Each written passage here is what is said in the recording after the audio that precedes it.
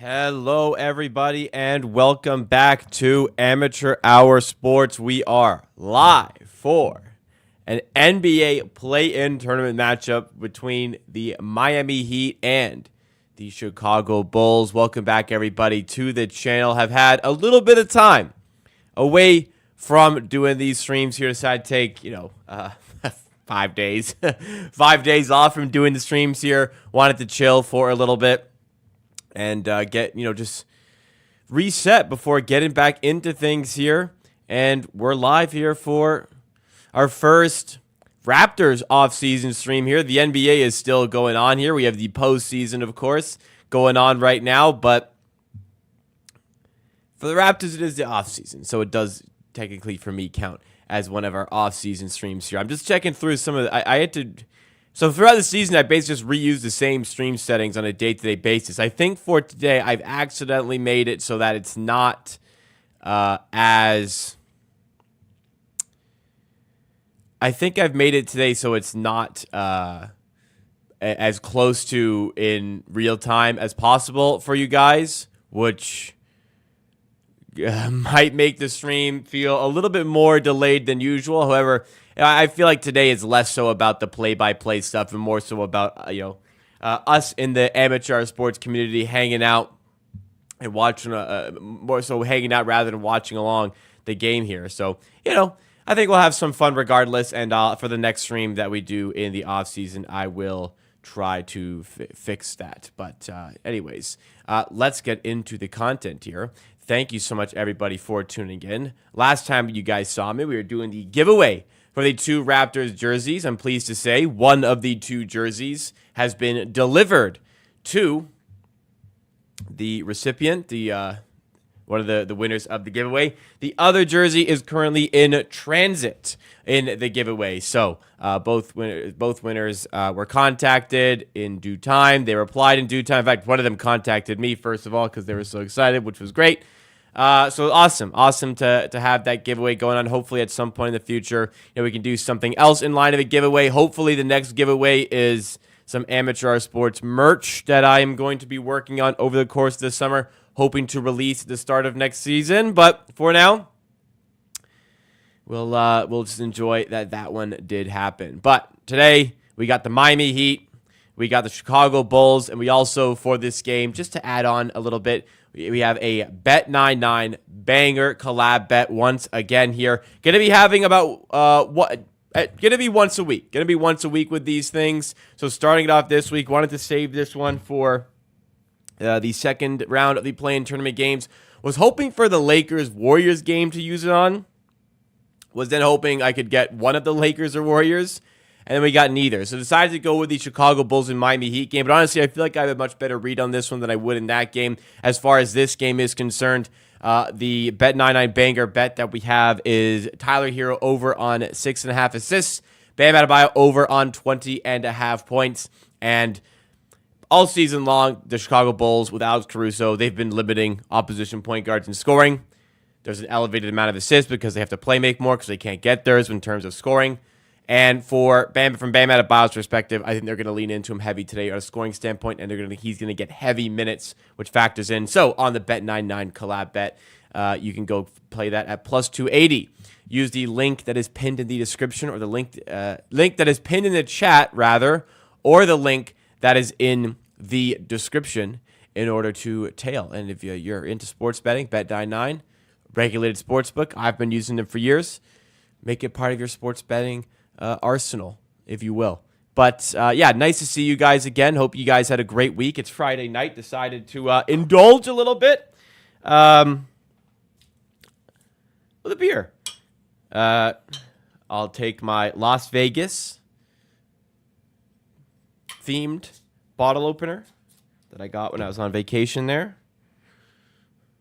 The mouth the bottle opener. So I couldn't find any of my other bottle openers. Rip off the paper because I hate having the paper on my Stella bottle while I'm drinking it. And cheers. Just, old reliable Stella Artois. Out of a bottle. These taste way better. Like, I can crush tons of these out of a bottle. But if I have, like, 2 in a glass, like, not on draft, like, if I have 2 in a glass poured out of a can, it's, like, impossible to get down almost. But that is a tasty beverage. Cheers to you guys. Hope you all having a great week, and hope you're ready for a fun weekend. Got some nice weather out in Toronto today at 15 degrees. Looking good outside.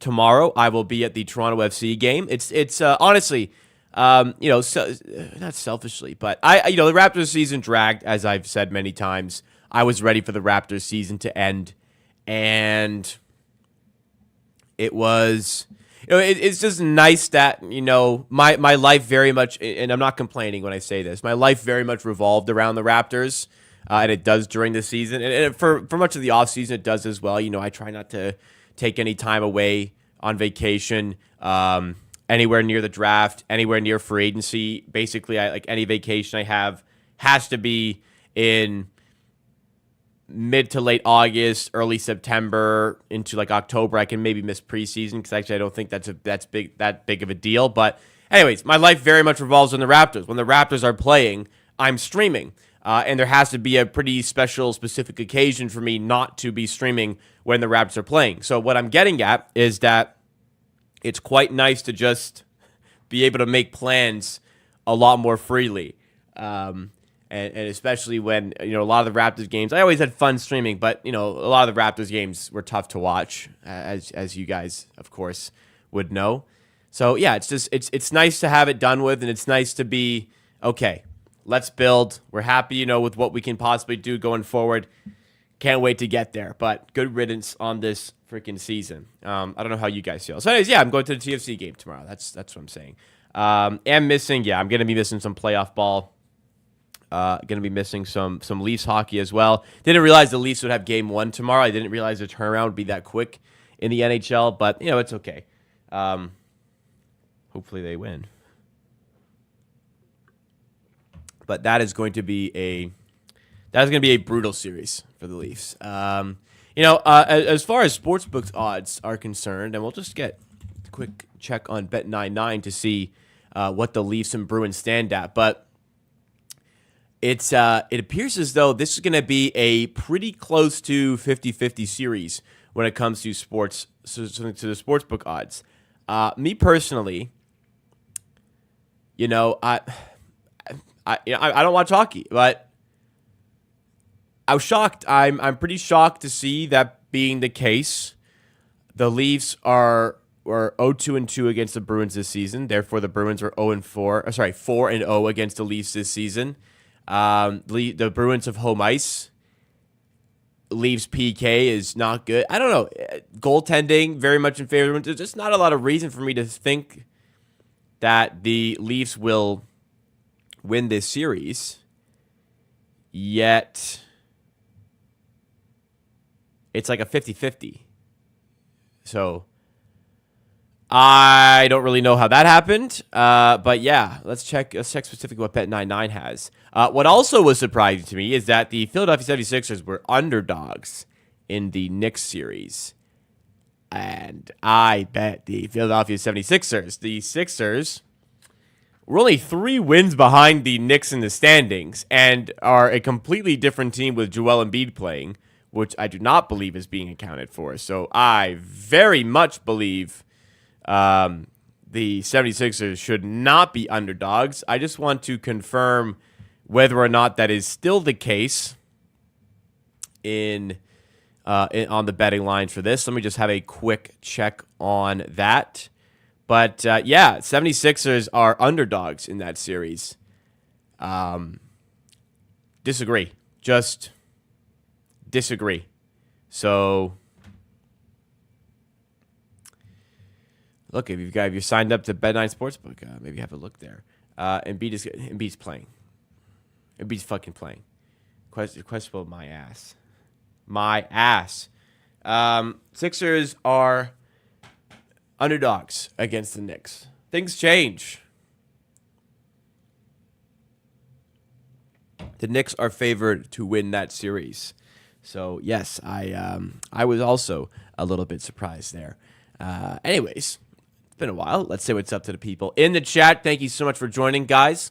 If you haven't noticed, videos have been coming out on a much more regular basis as of late. Unofficially, but like very much trying to do Monday, Wednesday, Friday uploads right here on Amateur Sports. Very much trying to do Tuesday, Thursday uploads on Amateur Sports 2. And I was able to succeed in that this week and get that done. So next week should be the same. But I'm looking to implement that sort of unofficial schedule. Whereas, like, okay, if I have to absolutely change something, that's fine. I might miss Amateur Sports 2 video. But Amateur Sports, this channel right here, I am going to fight tooth and nail to get videos out Monday, Wednesday, Friday during the off season. So I've been putting a lot more work into doing more content. So hopefully that's been recognized. But what's up, everybody? Let's see what's up to Sumaya joining nice and early. One of the members, of course, who's, always active in the comment sections on this channel. Nice to see you here as well. Winner 1 joining us. Another member, Jay Conda, one of the OGs of the Amateur Hour Army, out here as well with that lovely gold 12 membership badge. Daniel Berry Sports Highlights is here. Phoenix Plays Another Stream OG is here. Sher Khan joining as well. Happiness Chun, welcome to the stream. Nathan McLeod. Is that guy going to jail? What's going on? Not jail, but maybe. What's going on regardless? Axel has Philly as... I mean, we can double check. I'd be very surprised if market consensus now all of a sudden favored the 76ers so quickly. Let me check, right? Let me check. Basketball playoff series. So let's see. Bet365 had the Knicks as favorites. FanDuel have the Knicks as favorites. I'll check DraftKings. I'll check Pinnacle. I'll check BetMGM. And that will be a pretty good level of certainty as to what the consensus is, if all four of those are in agreement. So Bet365 had 76ers at plus 100. Knicks at minus 120. FanDuel had Knicks minus 115, Sixers minus 105. Okay, DraftKings has them 50-50 at minus 110 aside. Interesting. The most telling spot will be Pinnacle, the sharpest sports book. So let's have a look here. They have the 76 at plus 108, Knicks at minus 124. So that is the probably sharpest of the sports books. So that is the most aggressive price I've seen in that way, however. And let's check BetMGM to see if they also are in agreement. And they have the Knicks minus 115, Sixers minus 105. I don't know what to tell you. Listen, obviously plenty of other books out there, but those five all having 76 underdogs. Actually, one had them even. I have not seen the Sixers as favorite. I don't know. Maybe they open favorites. I'm not sure. But anyways, the 76ers are underdogs. And I don't I do not believe that they should be underdogs. I can absolutely see the Knicks winning. I do not think the Sixers should be underdogs. That being said, I think the Knicks do match up quite well and will give them problems. I just think the Sixers have a little bit too much in the range of firepower and, having the best player in that series. What's interesting... what was I going to say? Sorry, something came up my phone that made me completely lose my train of thought. What was I going to say? I was saying the Sixers have the best player in that series. Although I'm a believer Brunson can step up and be the best player, and Joel Embiid can bring his level down for the playoffs as he has done in previous years. But the Knicks have some really good defensive matchups for Embiid. OG Anunoby, of course, going to be thrown on him.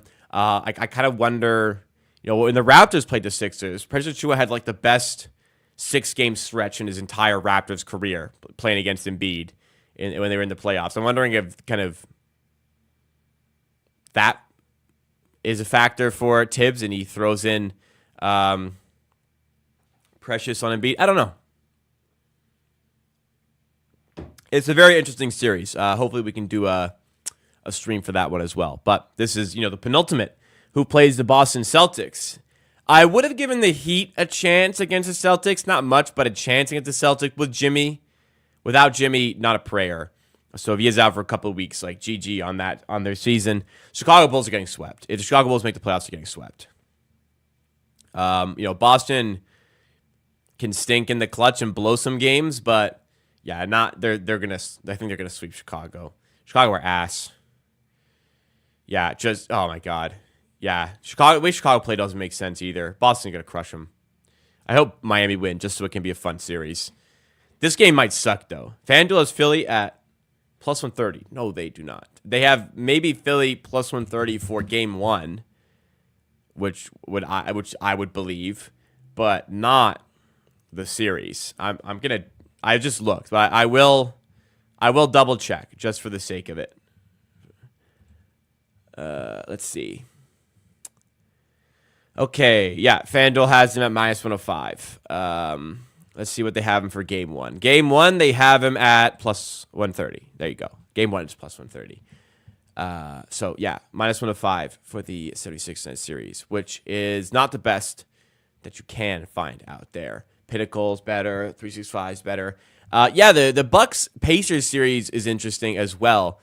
I was trying to bet the Pacers, but I didn't think, wow, the Pacers are like minus 132 now there. The Pacers are like plus 140, and I almost bet them. I wasn't quite sure if I should bet them. And then Giannis was rolled out. I'm like, okay, I'll see where the market kind of settles and make a decision. Then it just kept getting blasted on the Pacers, and I do believe the Pacers will win that series. I think the Pacers had a pretty good shot with Giannis playing, but yeah, without him, like no shot. Not no shot, but yeah, Doc Rivers without Giannis on a team that has struggled this season. Anyways, I'll take Philly there. Lakers versus Nuggets. Nuggets. I'll give the Lakers. I kind of want to give the Lakers one game. I'll save myself and give them 2, but the Nuggets are gonna win. Nuggets will likely win that series. Damn, Nuggets will have game 5 at home. Yeah. I probably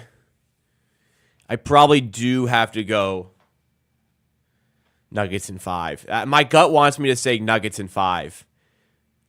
My LeBron side and my not wanting to make a bold take side says Lakers push it to 6.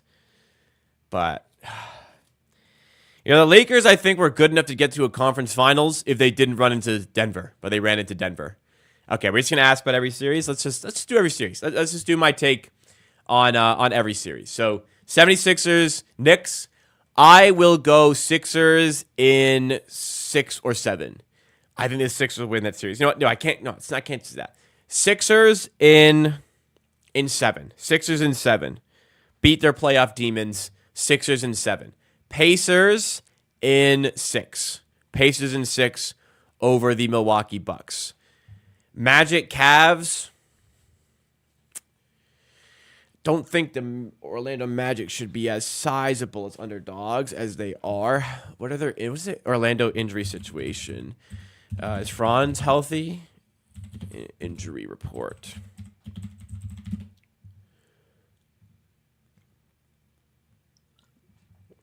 No injuries in the Magic.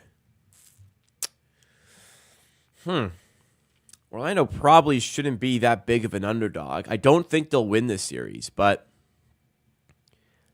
I don't think they should be that big of an underdog. I will go Cleveland in 6 for that series. Lakers, Nuggets will go Denver in 5. Timberwolves, Suns. Suns are like sizably favored now. I will go with the Phoenix Suns to wrap it up in 6, playing at home. But this series can absolutely go to 7. Mavericks, Clippers, Dallas in 6. I feel really good about Dallas in that series. I think that is that is a very hot team, good defensive team against an injured, not hot team in the Los Angeles Clippers. Yeah, Dallas in 6 for me over there. Has to be, doesn't it? Other than that, we have, I think that's all of them that we know. Yeah, that's all of them that we know as of right now. Those are my takes. So Sixers in 7, Pacers in 6, Cavs in 6, Nuggets in 5, Suns in 6, Mavericks in 6. That is my prediction here.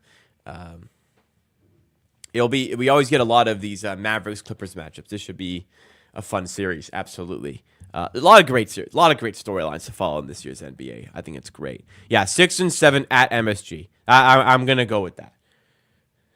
Bold, but I'm gonna go with that.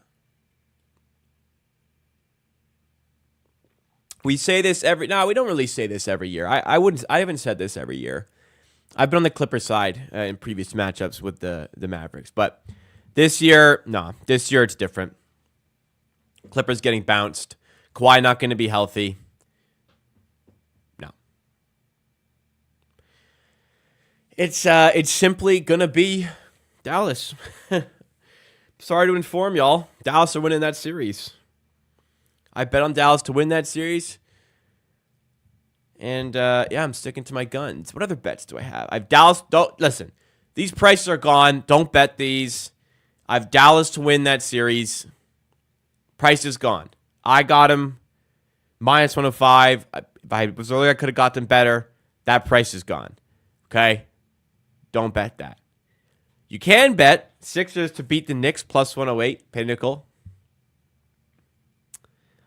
I think that's a good price. I did have Suns Wolves series to go to 7 games, which is plus 240 at BetMGM.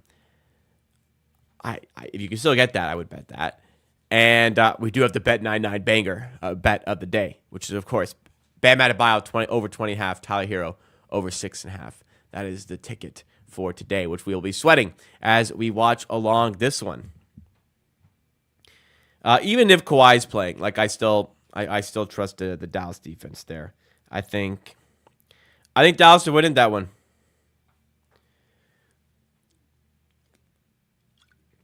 I was excited to bet Dallas because I knew the Clippers would be overrated on opening of that. And I was indeed correct and got the price that I wanted.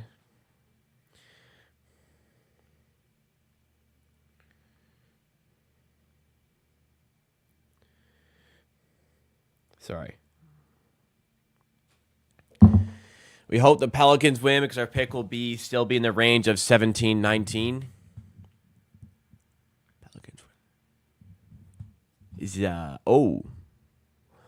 Is that how it would work? Right, because if the Pelicans missed the playoffs, they're automatically in the lottery, and therefore the Pacers would be pushed back for sure. That is an interesting one. So it would be best if the Pelicans did win. I do think they will. No, actually, no Zion. I don't think they'll win. In fact, I bet against them. I bet on the Kings. My hunch. I was just kind of playing the price there. My hunch is that the Pelicans will win that game, though. It's tough to say Boston won't win the chip, but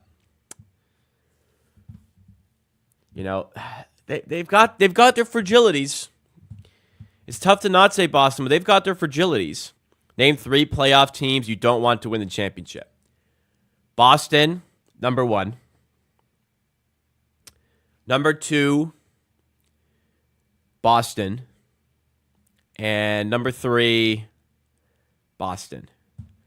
Other than that, I'd be okay. Just as long as it's not any of those 3, I can go on. I can keep going. If it's one of those, then yeah, it's gonna be a tough summer for your boy. Anybody but them.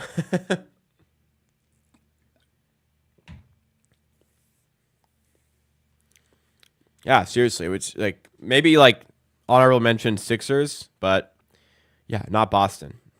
Not Cleveland. Like, I don't want anybody to win. I always say it. I don't want anybody to fucking win. Not Boston. Not Philly. Not Cleveland. Not Milwaukee. Fuck Orlando. Indiana, I guess, would be okay. Not the Knicks. Screw the Heat and Bulls. No shot. No, none of them. Indiana, cool. You know what? I had to pick one in the East. Give me Indiana. And I think they will be in the second round. On the Western Conference side of things, OKC okay. Denver okay. Minnesota okay. Not the Clippers. Mavericks, I can take it. I can stomach it. Suns, no. Lakers, yeah, that's cool.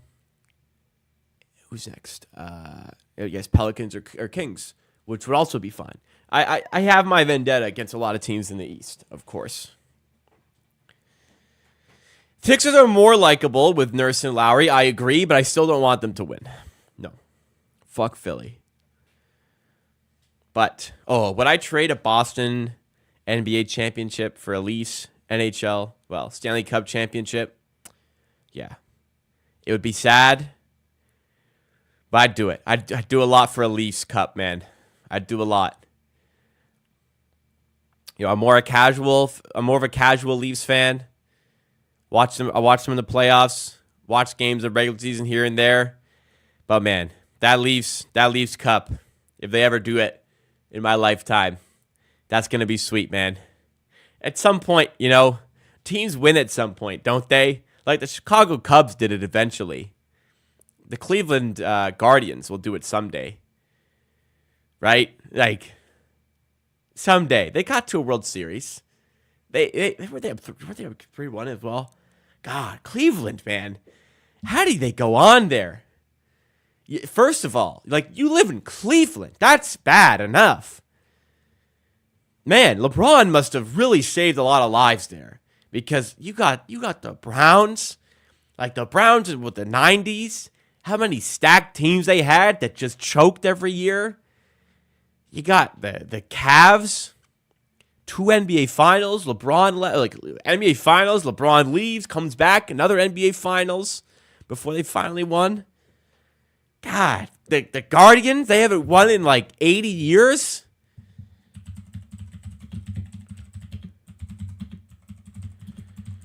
What's the last time the Guardians won? 1949. 1949. And they blew a 3-1 series lead in the 2016 World Series. They were up 3-1. I think they were up in the 9th of Game 7.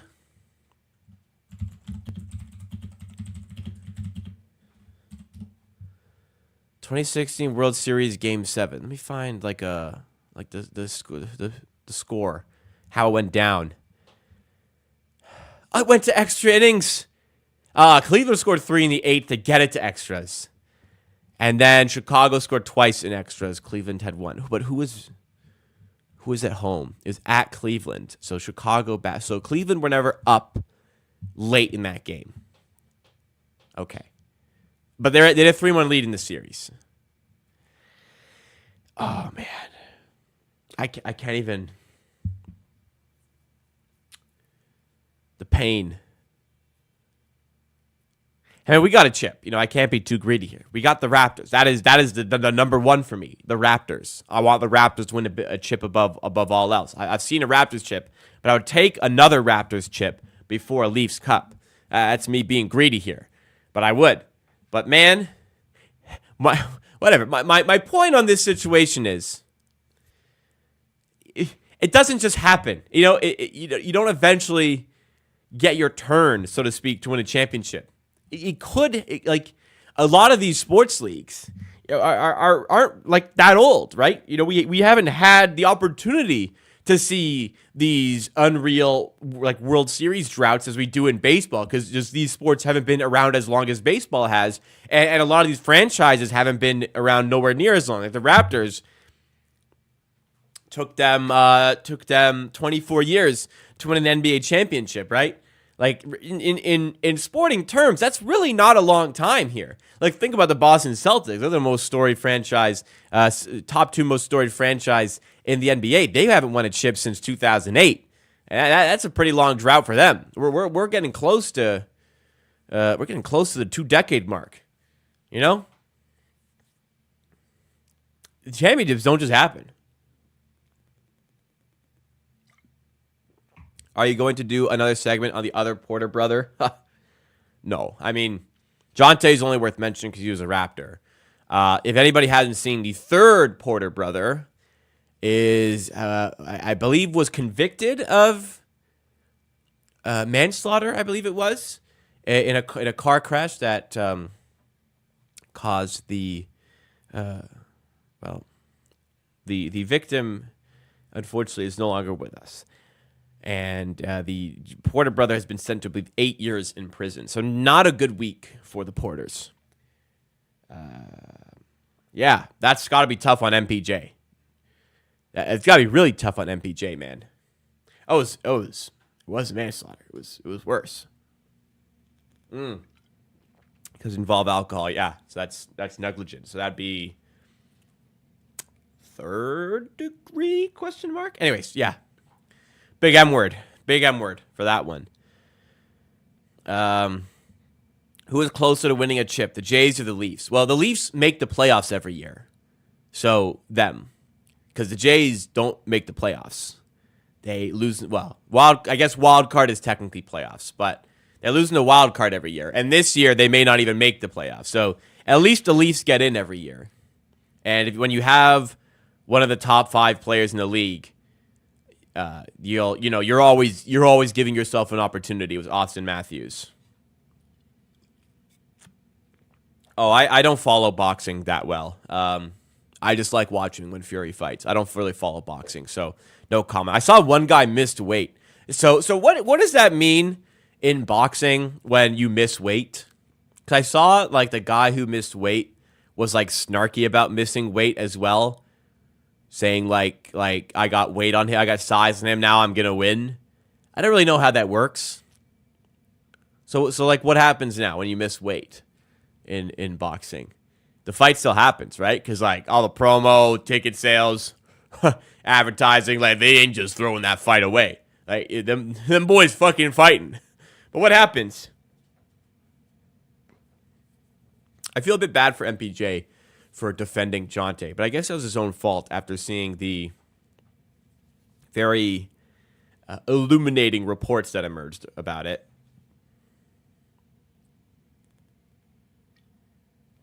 You can't fight because there's a weight class, so the fight's canceled.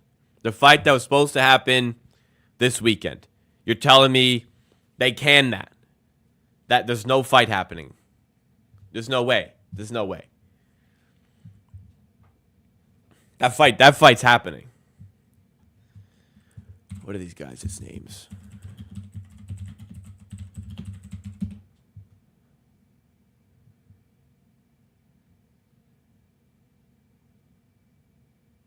Misses weight, but fight with Devin Haney will still go ahead following chaotic weigh-in. Missed weight by 3 pounds, which in boxing terms is a lot. The fight will still go ahead. But if Garcia wins, he won't take Haney's WBC crown. What about the money?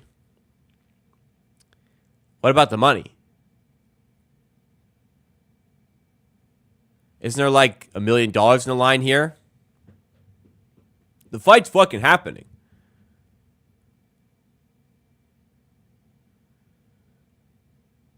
This guy missed weight, then chugged a beer on the scale.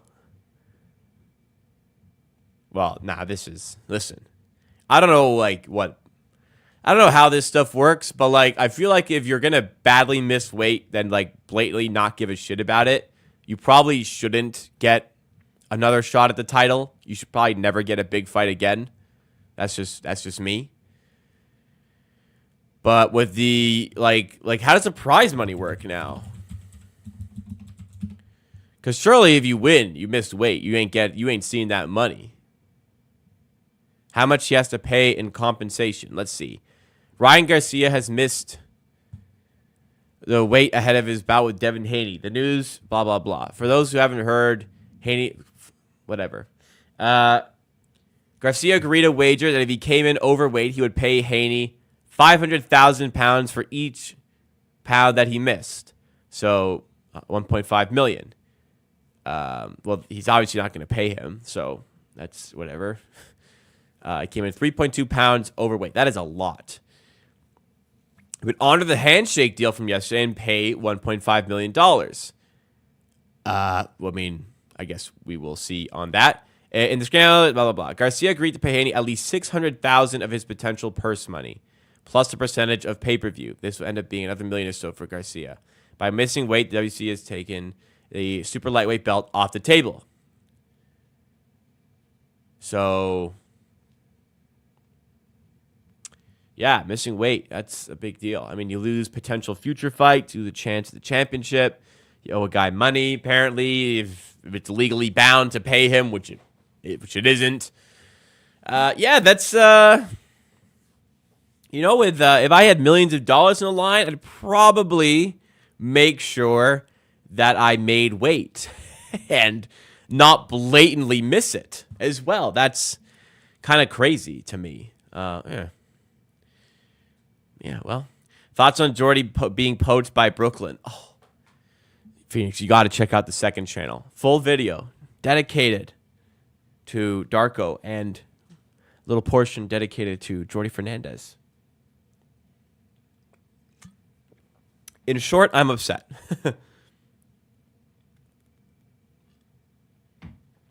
All right, game is about to begin in Miami. Sorry. My head's spinning. Just, it's Friday. It's been a long week. My head's everywhere. This stream could go off the rails because my head is spinning. Not from the drinks, just from 5-2. The game hasn't even started on 5-2. It hasn't even started on mine.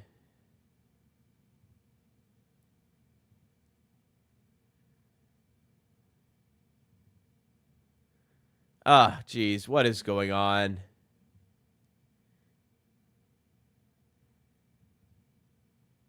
What is this? What is this? Oh my goodness. Okay. Let's get this sorted. Sorry, I thought I did this before stream, but apparently I didn't. Please be in frame. Oh. It's in frame. Wow, Sportsnet be fucking lagging like crazy. Like we're way behind here for this one. It's 5-2 on my screen as Hero connects in mid-range. This is way ahead. This is way ahead. Oh, jeez. I mean, there's nothing I can do. I just got to deal with it. I mean, he's assuming it for 3. I know he's going to hit it. All right, I'm going to try not to look now. Sorry if it's ahead for you, but, like, usually Sportsnet, I just use the Sportsnet scoreboard, and the Sportsnet feed is all good, but apparently not today. I think the Heat will win today. 8-4 Bulls, though. Jaquez. Nice take inside. Jaquez starting in replacement of the injured Jimmy Butler. Man, we really lost Jimmy Butler and Zion Williamson in the play-in tournament. That's a shame. Kobe White to Vooch. Flares it up top to Kobe. 1-on-1 with Martin. Tyler Hero comes to the double. Now Dosunmu. Vucevic in the corner. No good. Rebound Caruso. Caruso immediately matching up with Hero, which is what we wanted for our banger bet. However, Hero sidesteps past the screen, does miss his 3, though.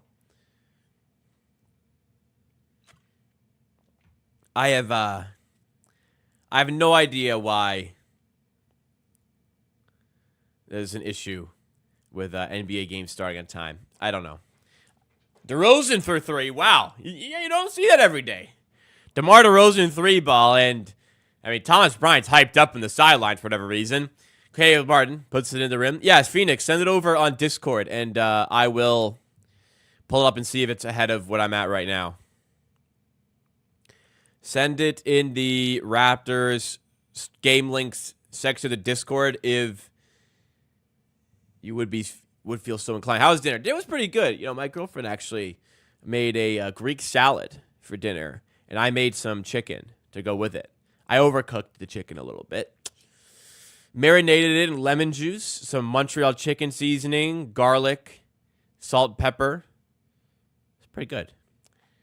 Overcooked it, though, on the pan. I beat it down, butterflied it, beat it down, then pan-fried it. I overcooked it. I wanted a good char on the outside, which I didn't even get, and I still overcooked the inside. Anyways, girlfriend made a Greek salad, which was very good.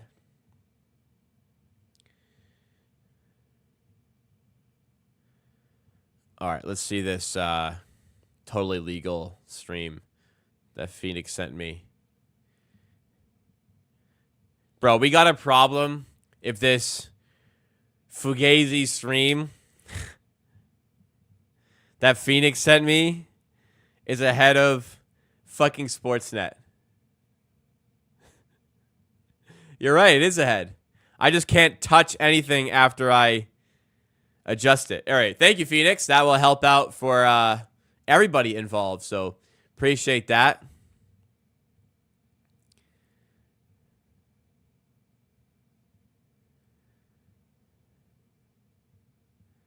All right, perfect. And then I've got the Chrome thing that lets me make it its own window in which I can full screen it. Thank you, Phoenix. This is lovely. All right, now I'm back in action. Here we go. But still a bit of a run here. Cooking up for the Miami Heat, who lead 19-11. In fact, we are now ahead. We're now ahead of the scoreboard up here. Dare we go with the ESPN version of the scoreboard? So it's a little bit ahead. We'll give it a go, won't we? Well, thank you, Phoenix. Anyways, yeah, we're back in action here. Let's keep things good. Let's keep things going here. Phoenix is him. Thank you, Phoenix. You know, the most clutch viewer aid I ever received on a stream is...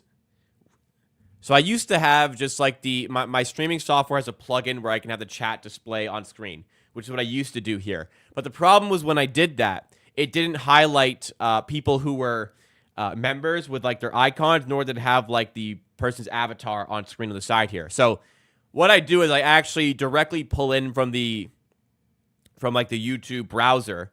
It's called a browser source that I put here for the chat. The problem was you can't like go in and adjust it. So what would always happen is I would put in the chat, just copy and paste, but YouTube default is white, which is, it looks hideous. I mean, like it's just this looks hideous next to me on the screen. It's so bright, you know, takes your eyes away from the real show over here. And somebody in chat, super clutch, gave me the URL, how you can change the URL to make it dark mode or night mode instead of the light mode. Completely changes the game. And I've been using it for years. But that was like one of the most clutch pieces of information that was ever provided by a viewer on stream. And to this day, I don't even know who it was. It wasn't even like a consistent viewer. To this day, I don't know who it is, but I thank them.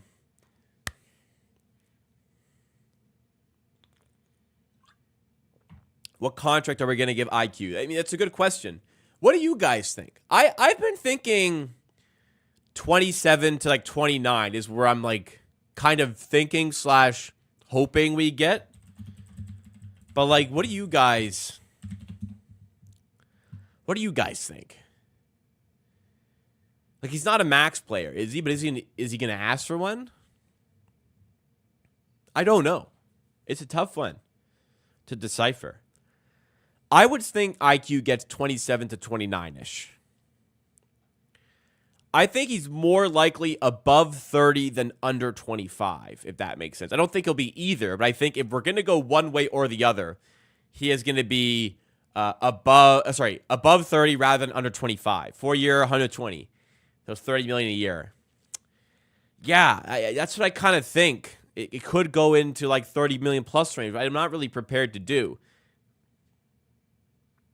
Scotty's getting a max. That's no question, but max contracts are like 15. Are rookie maxes that much too? I mean, if they are, that's pretty crazy. I wonder if Scotty gets the max. I mean, I guess if you're an all-star on your rookie contract, you got to get the max, don't you? Kind of have to.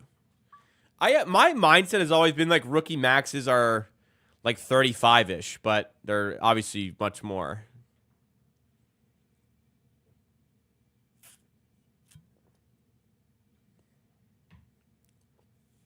All right, back in action here. Dosun move for three, trying to get the Bulls back into things. Misses the three ball.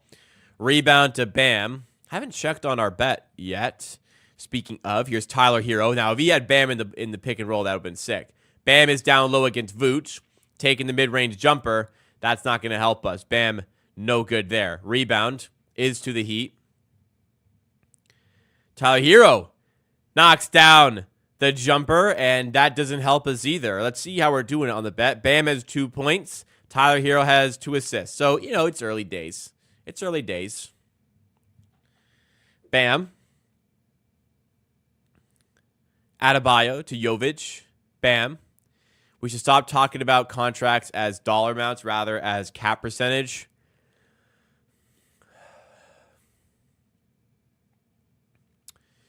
I'm going to have to pretty much relearn what I know about NBA contracts to do that, which it's, you're right, but it'd be hard to communicate that.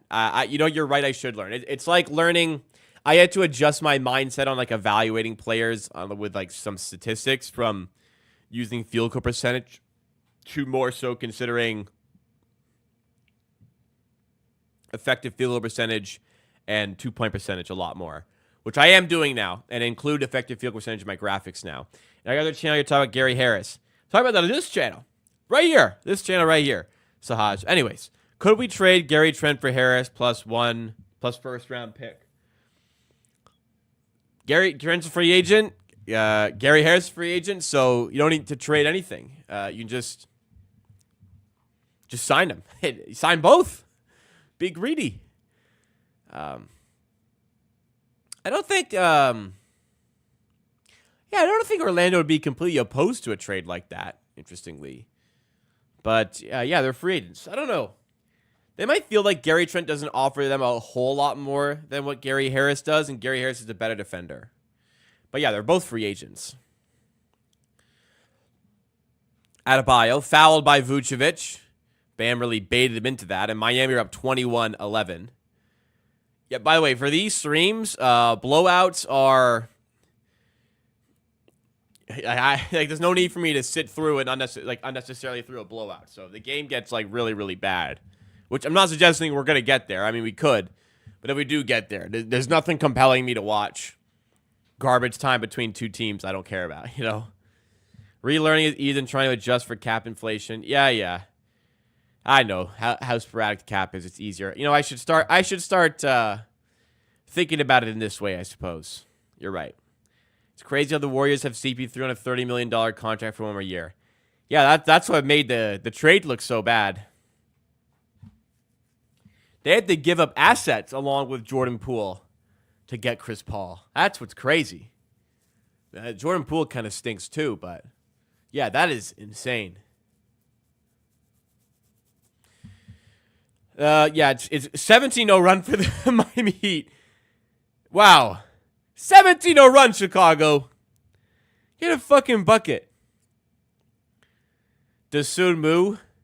Layup. 17-0 run continues. Can Miami add on to it? All right, Tyler Hero for 3. Ooh, no good. Offseason, my expectations are low for free agency, as always. My expectations for draft are high. As long as, even if we don't keep the pick. I always want to believe we do our job well there. Highsmith puts up the hook, and it is a 19-0 run. 19-0 run for the Miami Heat in the biggest game of the Chicago Bulls this season. 19-0 run. 19-1-9-0 run. This is crazy. That's true. The Raptors did this to the Bulls last year, then lost. Nas Reed on pace win 6th man of the year. I got a bet on that. I have a bet on him. Come on. Come on, Nas. I also have a bet on Kobe White to win MIP, which is not happening. Gonna go 1-1 there on awards. I also have Jokic MVP, which is probably pretty close. So, might be 2-1, might be 1-2. Caruso 3-ball, no good, and the 19-0 run continues. Can Jovic add to it? Oh, he blows the layup. Nikola Jovic had a chance to make it a 21-0 run. Now the Bulls have a chance again. Vucevic down low, and it's a bucket. A bucket for the Chicago Bulls. It ends the 19-0 run and makes it a 12-point game. Still in the first quarter here. Love to Highsmith. Highsmith blocked by Vucevic. Rebound to DeRozan. Yeah, Bulls do need a new coach. They need a new coach anyways, but Caruso in the corner, no good for 3. Rebound to eventually up top now to DeRozan. Caruso to Vooch. Backing down Love. Double comes and it's stolen by Martin. Wow, Miami defense locked in today. The biggest game of the season. Hey, when it's the biggest games, you trust Eric Spoelstra. Kevin Love for 3. Gets the bounce. Everything going Miami's way here. And it is a 22-2 run for the Heat in the last 6 minutes. Vucevic for 3. Tell you what's not going to solve this problem. An early shot clock contested 3 for Nikola fucking Vucevic. That's not going to solve this, Chicago. Hero attacking the rim, going at Caruso here, and does not go, but he's going to get some attempts at the line to make it happen. This is ugly. This might get real ugly. Have I been to any Jays games this season? Yes, I was there a week ago today as the Jays lost in a blowout fashion to the Colorado Rockies. Not good. But I will be back on May 1st, maybe May 10th, and plenty of other games the rest of the way this season. Miami up big here. This is bad. This is real bad.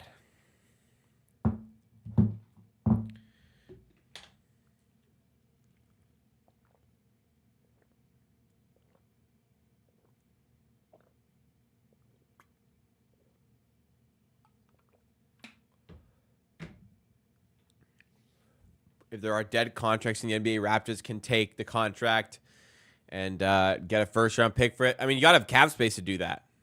They don't really have that. Rogers Center food expensive? Yep.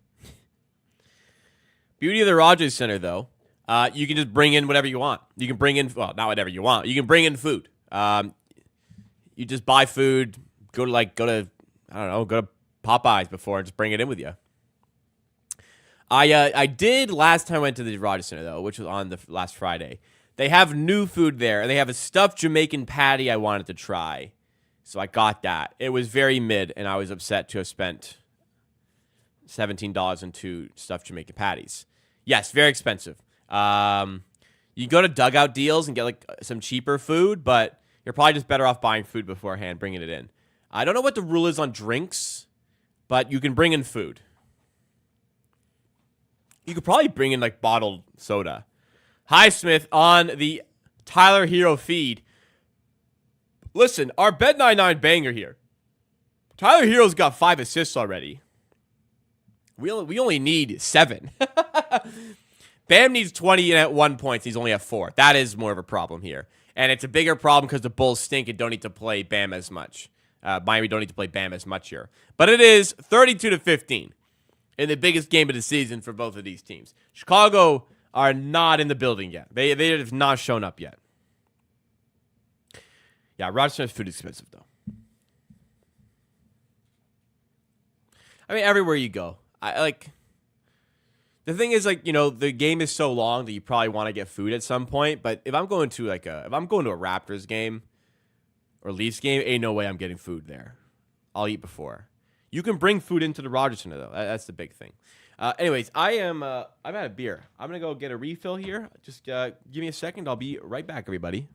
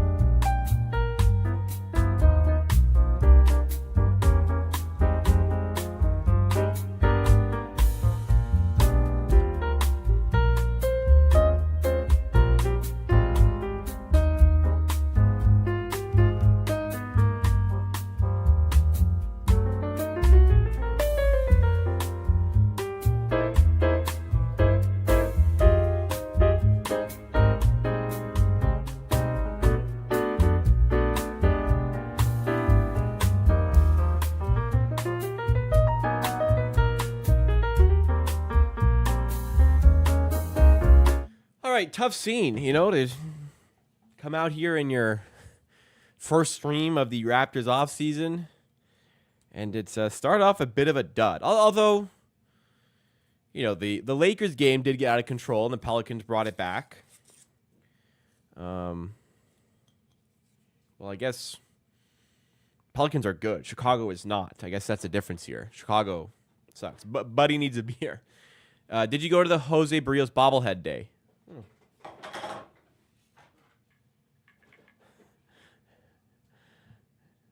Yup. I do have a tendency to look out for bobblehead days and buy tickets to those games. I do enjoy my free bobbleheads. And that was a cool one, which is why it's on the shelf. I have another one here, which did not get taken out of the box last year. Because I don't know. Maybe I guess I'll sell it. Because if I like it, I'll take it out of the box. I want to display it. This is the Jano and Romano handshake bobblehead. Still in the box. What else have I got here? Oh, shit. This is the best bobblehead they ever did. The Vlad and Dad from Canada Day 2 years ago. So you got Vladdy and you got Daddy. Vladdy Sr. This is the coolest one they did with the Canada on the bottom. Here's another one. This one I got on Marketplace. I had a bunch. I traded one for this one.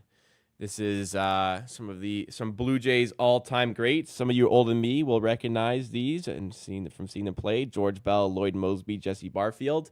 The triple.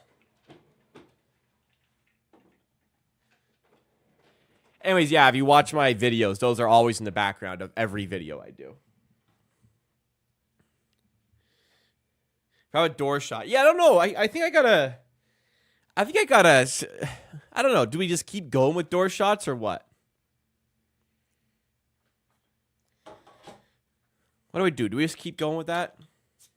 Lakers game was worth streaming. Yeah, I mean, definitely. I thought about it, but I thought the turnover was too quick. I did watch the game, but I just gone through an entire season of streaming. I kind of wanted just like a few days, 5 days of just chilling, and I don't regret that. But yeah, that would have been a great game to stream for.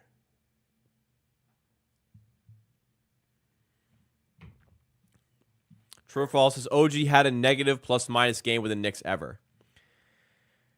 I would say he has not, because they're like 15-2 with him. and he plays like 40 minutes, I'd imagine he has not had a negative plus-minus game. That would make it a fun stat as well.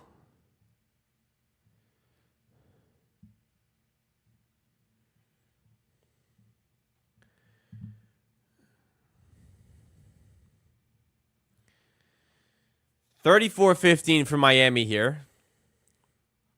How much are the ticks for the free bobblehead day? They're cheap. Like, usually they're not even like more expensive to go to those games. You could, like, tickets I would usually get were like $30. I kind of splashed and went like for like $55 tickets to get a lower seat, which ended up being worse seats than my normal 500s section. But yeah, like it's not even like more expensive for like typical bobblehead days, especially on a weekday.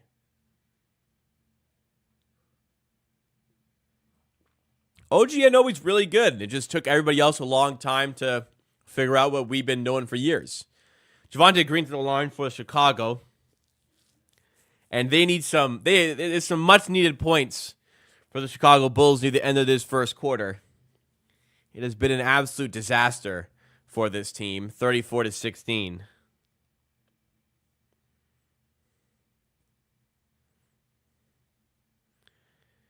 And Javonte Green makes both. And it is a 17-point game.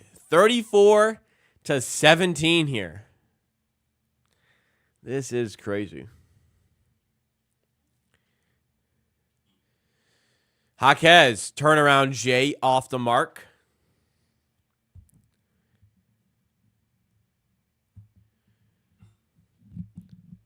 Bulls are shooting 27% from the floor. Wow, this is crazy.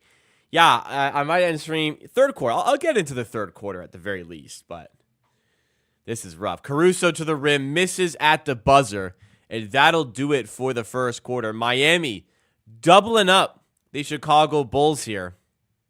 And just double checking on our status for our banger bet. Bam Adebayo hasn't been a necessity here, so he's only played in 7 minutes, has 4 points. We need 17 more. But we do have 5 Tyler Hero assists. Only need 2 more for that part of the bet. So that was a good call.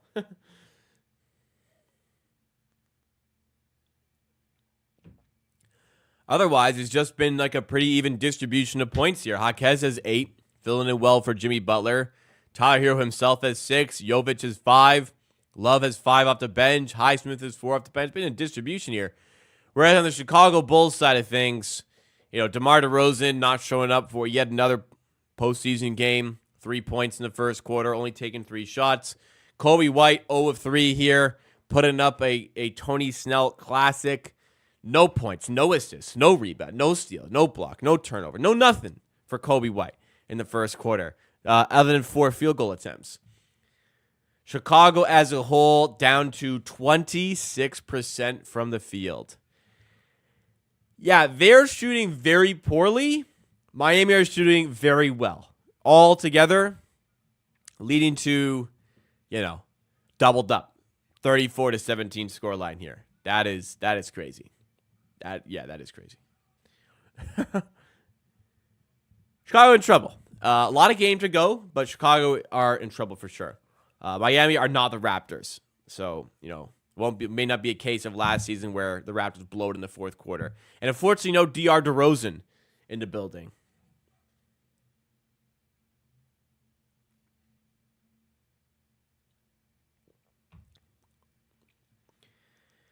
How many games do you think Miami can get from Boston?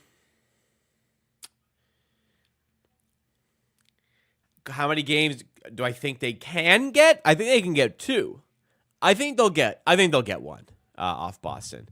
I think they can get 2. Have you ever stuck food into the movie theater? Oh yeah. Snacks or food? Yeah, not like food, but like snacks. Yeah, absolutely. Personally, I like movie theater popcorn. So usually I'm just comfortable just buying popcorn, but yeah, there's been occasions where I've hit like a bulk barn on the way and grabbed a couple little treats.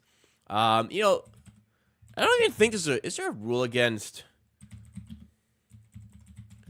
bringing in your own food? Outside food or drink is prohibited. Okay, well, there you go.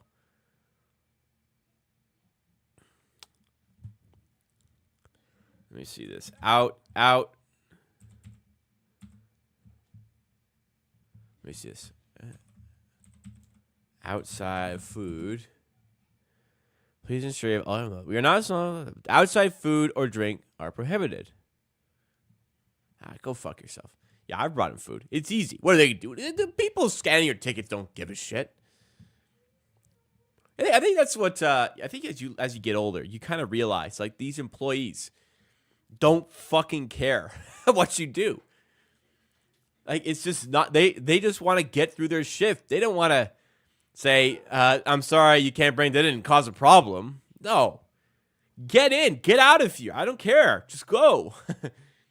I could probably walk. It's like stealing a glass from a bar, which I've done a few times. In the end, does the waiter or waitress really give a shit?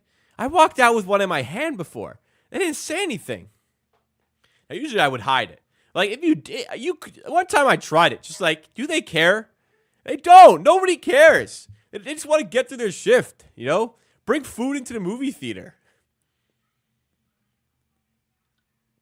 It's expensive.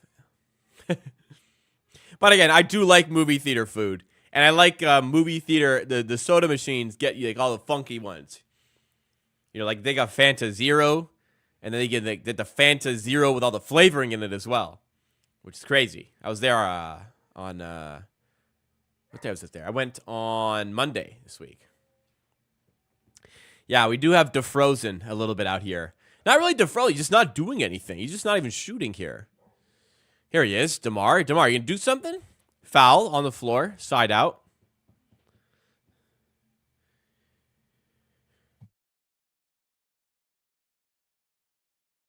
Imagine they bring Jimmy back mid-series.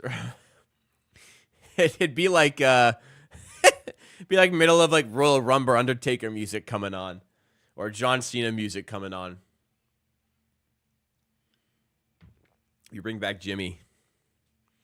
Drummond at the rim, no good in close. Man, Chicago cannot buy a bucket right now. Karma says you saw me at the game at the flight deck. Which one's the flight deck? That's that outfield. I wasn't sitting there. Maybe I was just looking for some food. All right, you see me in public. You can say what's up. I won't feel weird about it. You can say what's up. I love meeting people in public. You have any idea? It makes you feel good. Wow, you know you're getting noticed in public.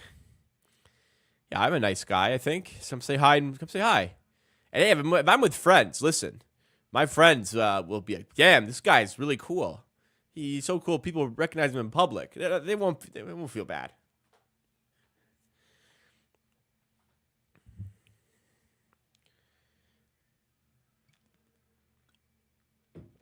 What is the path for Boston if they lose round one? You know, I'm in the mindset that like their best situation is what they have right now and just keep it going as long as you can. Keep giving yourself the opportunity to win on a year-to-year basis. Like they've been close twice, right? I don't think like just I don't look at this and go, oh, doing the same thing over and over. That's the definition of insanity. Like, no, you're giving it's hard to win a championship. There's a lot of variance. You're giving yourself a very good chance on a year-to-year basis to win a chip. Keep putting yourselves in positions to be successful. Like, really what's hampering them is in the clutch of big games. Their heavy hitters have not typically shown up in the clutch of biggest games. You know, in the finals against the Warriors, Tatum and Brown completely faltered. They couldn't stop turning the ball over, and they weren't as good as Curry. But, like, what are you going to trade these guys? There's no way you're going to get as good of a team if you start to trade these guys.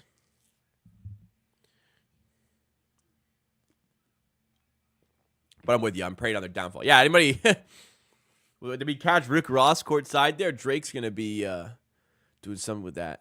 I don't know what. Caruso to Vucevic. Mid-range, no good. You know, mid-range isn't the... Vucevic jump shots ain't going to get you out of this mess, Chicago.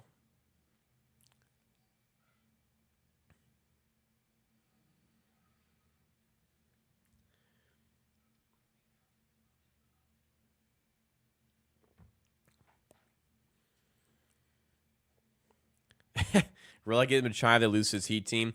Well, Chicago about to get blown out by them. And we still don't have fucking... Oh, no. Do we have Bam? Yeah, okay, we got Bam. We need some Bam points. How about a Duncan Robinson straightaway 3? 39-21 here. An Embiid versus Jokic series would be elite. Elite content. DeRozan, mid-range, off the mark, but he's fouled. I'll say it again. Mid-range shooting isn't going to get them out of this mess. Even if it is DeRozan.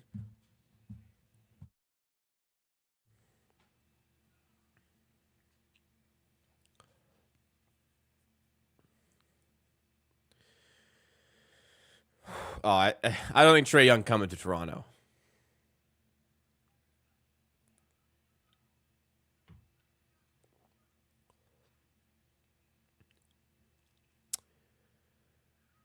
DeRozan misses that first free throw. It is truly postseason DeRozan out here. Second free throw is good for DeMar. And here come the Heat again with Bam. Bam going right to the rack. Has it stripped away by DeRozan. And it's out of bounds for a Heat ball at the baseline. Trae Young has steadily improved on defense. Not suggesting he's a good defender, but he's not as bad as... He's not the worst defender in the league. And he's not as bad as he used to be. Bam to Robinson for 3. And Robinson connects once again. You know, letting this guy get back-to-back open threes, not a good idea.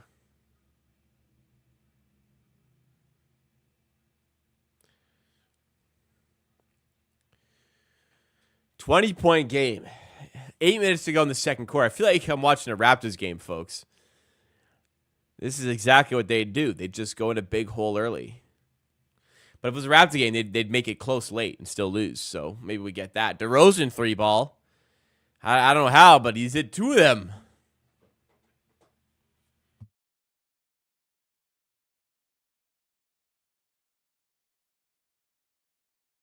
Zero percentile defender. Okay, I don't think he's that bad, but my goodness, a 0 percentile. I used to think he was like the worst in the league, but not anymore. Raptors have shit defense anyway, and it wouldn't make a difference. Just outscore.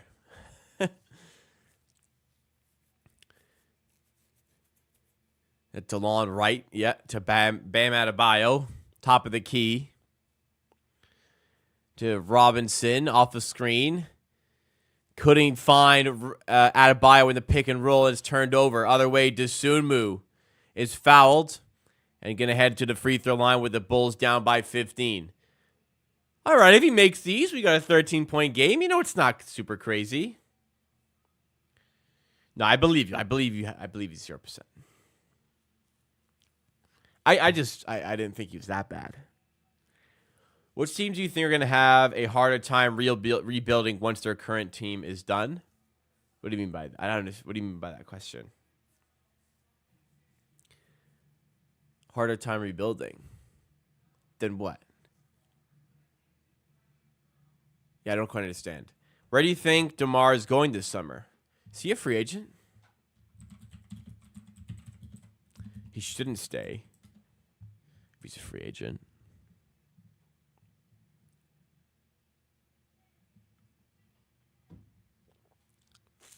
So UFA. Oh, man. I don't know. Maybe Spurs. Spurs bring him back. Lakers shouldn't.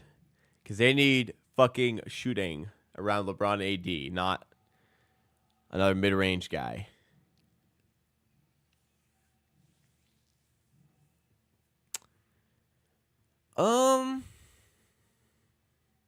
I don't know. That's a tough question. I don't know who's going to sign DeMar.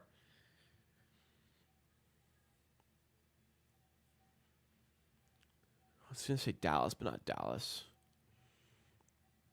I mean, Lakers are dumb. They might just do it.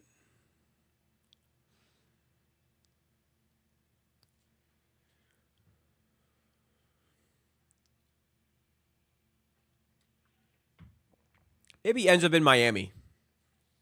Maybe Miami take a swing.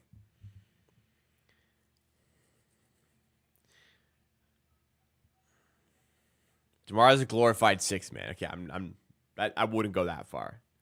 He is quite good, but his role, the way he plays, is hard to build around for sure.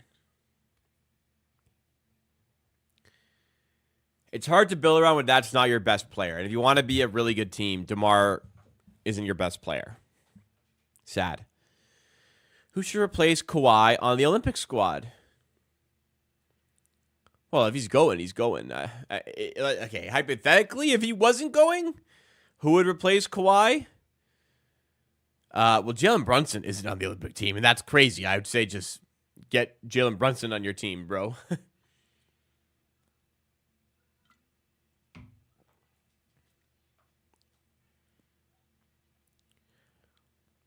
There's not a single contender that would start DeMar. All right. Well, let's do it. OKC would probably start DeMar. Yeah, OKC probably wouldn't want him, but they would start him if he was on their team. Milwaukee would absolutely start DeMar because they need more offensive firepower. Yeah, DeMar absolutely starts for Milwaukee. The Knicks, hard to say they wouldn't start him. Like, you could play big and have DeMar the 2. I don't think Tibbs would, I don't think Tibbs would really want him, but if they had him, they'd probably start him. Like, I guess you'd move DiVincenzo to the bench if you're the Knicks. Like, I'm not saying these teams would want him. If they had him, they would start him.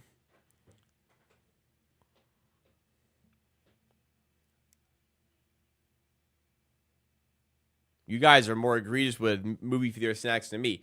Again, with movie theater snacks, I like the movie theater popcorn. I want the movie theater popcorn. So I know it's horribly priced, but I want it. So I'll just buy it.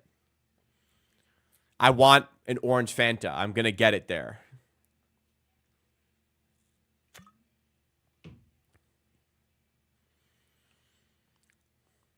$42-29. 7-0 run by the Bulls has made this at least somewhat watchable, where it was previously a 20-point game.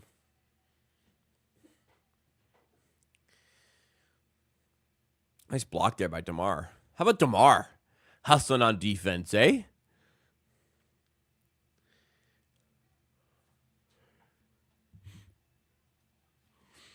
DeMar is far too good to be off the bench. His role is hard to use. I get it, but yeah, he is. He's not a bench player. How often do I go to Jays games? Once every 3 weeks on average, maybe. Predictions: who will make the NBA Finals? Yeah, I gotta go Denver and Boston and be really boring.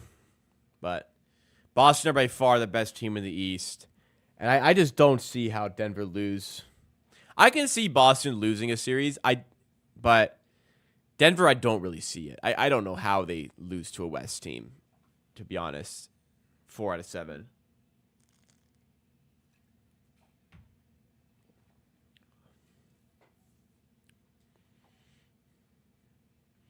We haven't seen DeRozan on a good team in a while. I wonder...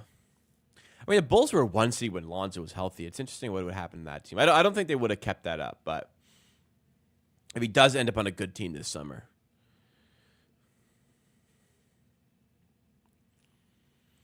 Would he start for Boston? They'd probably find a way to still start him in Boston. Denver would probably want him off the bench. Again, his role is tough fit, but talent-wise, he's clearly good enough to start.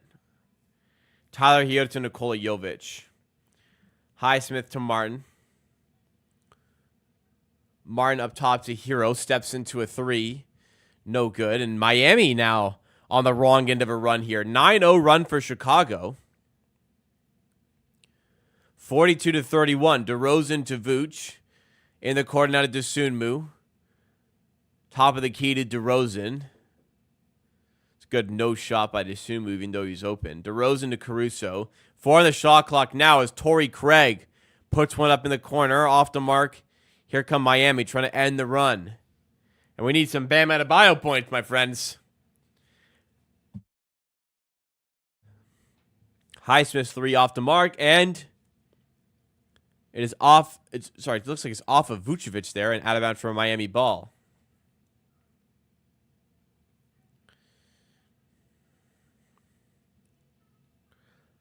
Manu's a pretty extreme case.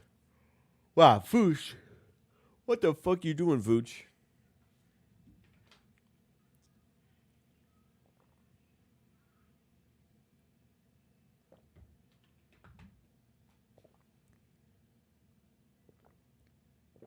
Jovic for 3 off the mark, and once again, the Miami Heat come up begging on offense. Chicago can cut it to single digits. This is a bad fucking basketball game. Miami with the steal. Martin. Surely they end the run here. Martin. No! Stripped away out of bounds for a Miami ball on the baseline. This is... I had a hunch this would be garbage basketball, and my God, I was my hunch was accurate. This is a brutal watch. Martin will inbound, gets it to Bam. Bam, handoff to Hero off the screen. Tyler Hero up now to Martin. Layup way off the mark. Here come the Bulls again. Chance to go to single digits. Dosunmu. Was Dosunmu not fouled? It looked like Dosunmu got fouled. No call. It's out of bounds for a Heat ball.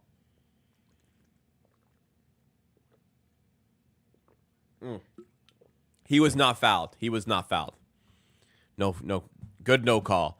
Jovic to Jaquez in the corner. Just shoot it. Try to step inside on DeRozan, using his size. Up with the right, no good. DeRozan defends well.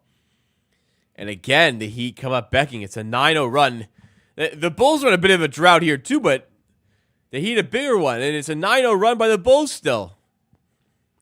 DeRozan inside in the corner to Dosunmu, up top to Kobe White. Pump fake, step inside, kick to Caruso. Corner to Dosunmu. This time he shoots off the mark. In and out. Still can't get buckets. Hero for 3. Ends the run. And I tell you guys, a 14-point lead looks a whole lot different than an 11-point game. Chicago, every opportunity to chip into this. Could not get a bucket.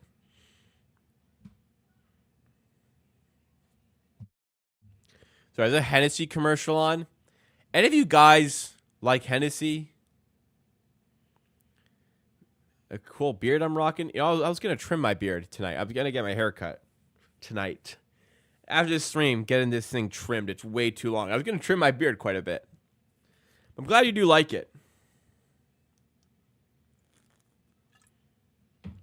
Anyways, on Hennessy, commercial there. I had Hennessy like less than a handful of times in my life. The most recent time I had it, I don't think my body has outright just like tried to reject something as much as Hennessy. I got it down, but as soon as that liquid, I'm not going to say it like that. As soon as the Hennessy touched my tongue, my body said no. My body said absolutely not. What the fuck is that? And it really tried its hardest to make me spit it out. But I got it down. But even in my stomach, my boss saying, "What the fuck is this? What did you do?" I don't like Hennessy, but it's branded as this extremely bougie spirit. Spirit cognac, is it? What made Hennessy this amazing brand? Like, you know, I just think about it. I never see Hennessy commercials Very rarely. They must have done some really good marketing 30 years ago and just built up this esteem for the brand. You know, because you hear, like in hip-hop, in old-school hip-hop, you hear Hennessy is a frequent mention amongst hip-hop artists of that era.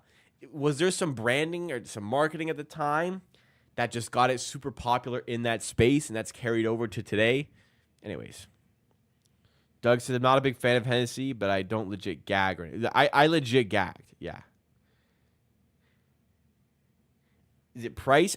Sometimes brands will up the price on their drink to make it and brand it as a more premium drink, even though it's not. Hennessy is pretty expensive too.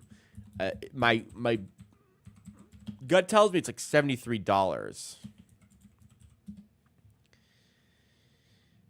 Hennessy, let's see, LCBO, $74.95. There you go. That was pretty on the ball there. Yeah, I think it just. I know I wasn't alive at this time, but to me, it seems like there was some really good hip hop backing for it, marketing wise, whether that was on purpose or just happened. And yeah, now it's now it is what it is, and people just recognize it as this premium, high quality drink. Do people actually like it? Shave the beard at $20K. I don't shave this thing. Unless it's like charity purposes, I don't shave this thing. Last time I clean shaved was probably, it was probably Halloween, like 2018, where I shaved it and went, I'm never doing that again. Finally a bucket there for the Bulls as Kobe White connects with a corner three. Yeah, it's probably been 6 years since I actually took, like a Gillette razor to it and not like a trimmer. I've trimmed it real short since then. And since then, I had stripes in my beard. We did a charity stream, and one of the things I do was I did stripes like a tiger in my beard. But I have not clean shaved since like Halloween 2018, where I shaved my costume, and I hated it. And I don't do that anymore.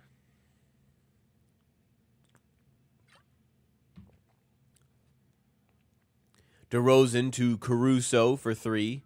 No good there. Another opportunity. Goes begging for the Bulls. I will give him credit. They're shooting. Like they're taking a lot of decent shots here. Dosunmu three. Off to another one. They're getting decent opportunities here. They're trying to play the math here and take a lot of threes compared to the Heat not taking threes, but they're just not dropping. They just don't have the shooters for this. Jaquez in the corner for three. Is this what watching basketball in the early 2000s was like? Jeez, man. Dallas is a good fit to DeRozan. I was thinking that as well, but they already lack so much defense. I don't think they can afford to have another bad defender on that team and another high volume guy. I think you've got Kyrie and Luka. Just fill out the roster around them. Role player, specialist guys, defense, shooting, and that could be a good team. Can't shave when summer starts. You got a tan line. Well, I guess that's part of it, but I just don't like being clean shaved. I just like having a beard, God damn, Kobe White for real had 42 the other day, which is a career high. However, technically it'll just go into a void because play-in games do not count as regular season, nor do they count as playoff games. It's just a void of, really good game and just out of nowhere.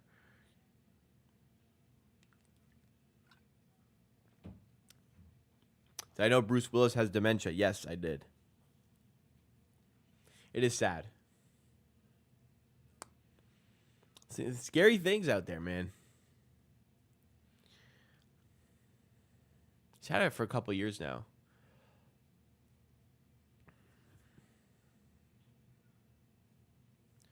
What do the Clippers do if they lose the first round? Well, they won't be as good if they trade guys, It's the same case where you're better off just continuing to run it back. Hopefully things click one year, because if they do click at some point, that team's going to win a chip. But, if they get rid of guys, like, they ain't building a team as good as that, like, maybe like ever again. So you might just have to tough it out. This game, bam, turnover. This game sucks. This game really sucks. I'm having a real tough time. I was happy that with the Raptors done, I get to watch good basketball again. This is bad basketball. Both teams clogging the paint. Both teams not hitting shots. Mid-range stuff. DeRozan, 3 balls. This is a tough watch. Turnovers, like every possession for fucking Miami. Oh, my God. This is brutal. Yeah, Boston get one of these teams. Boston laughing their ass off watching this game. Boston get one of these teams.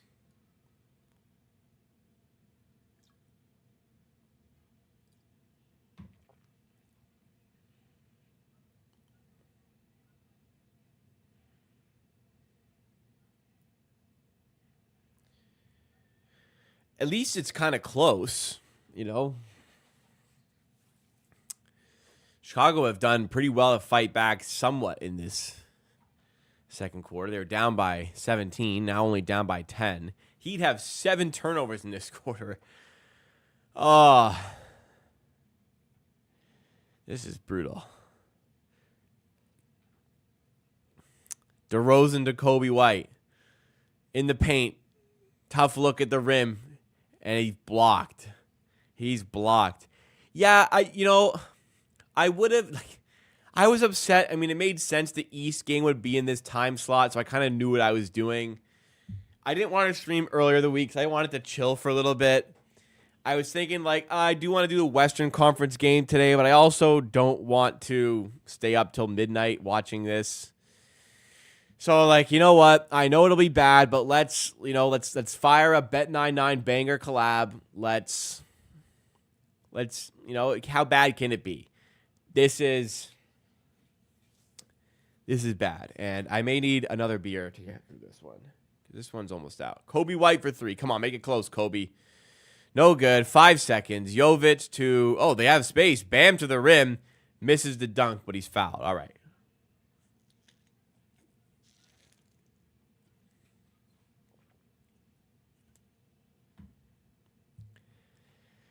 What are these teams shooting today?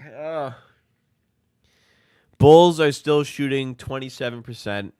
Miami are now shooting 39%.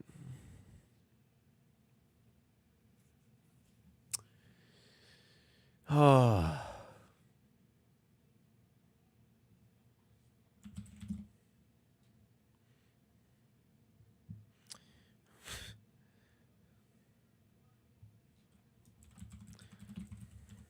Don't let either of these teams in the playoffs, man.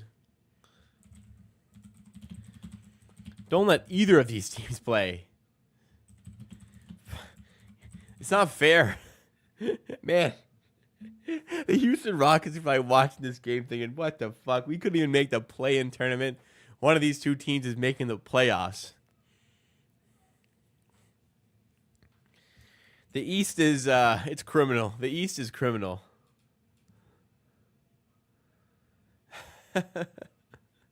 Compared to the West. It's only going to get worse next year. The West is going to get better. The East, if anything, gets worse.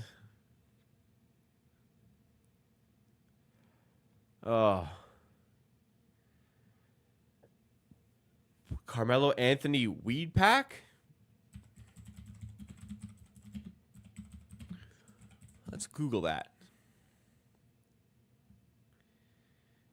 ESPN. First result is an ESPN article from 2004.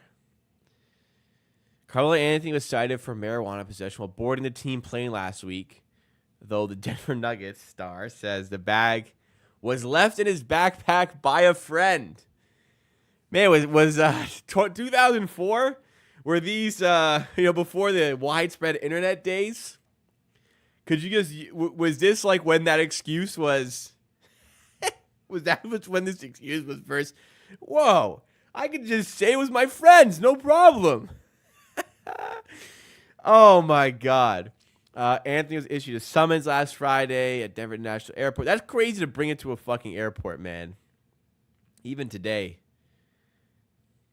I'm innocent of this charge because I did not use or intentionally possess the marijuana. I hate to break it to you. It's in your bag. It's in your possession. It is yours. It is yours. Especially at an airport. You are responsible for your bag. You know, they ask you, did anybody pack this bag for you? You got to pack your own bag. I sincerely regret the embarrassment this unfortunate incident has had on my family, supporters, and the Denver Nuggets organization. Left in there by an out-of-town friend. What was his name? Carmelo? Who borrowed the backpack last week. This is so fucking dumb.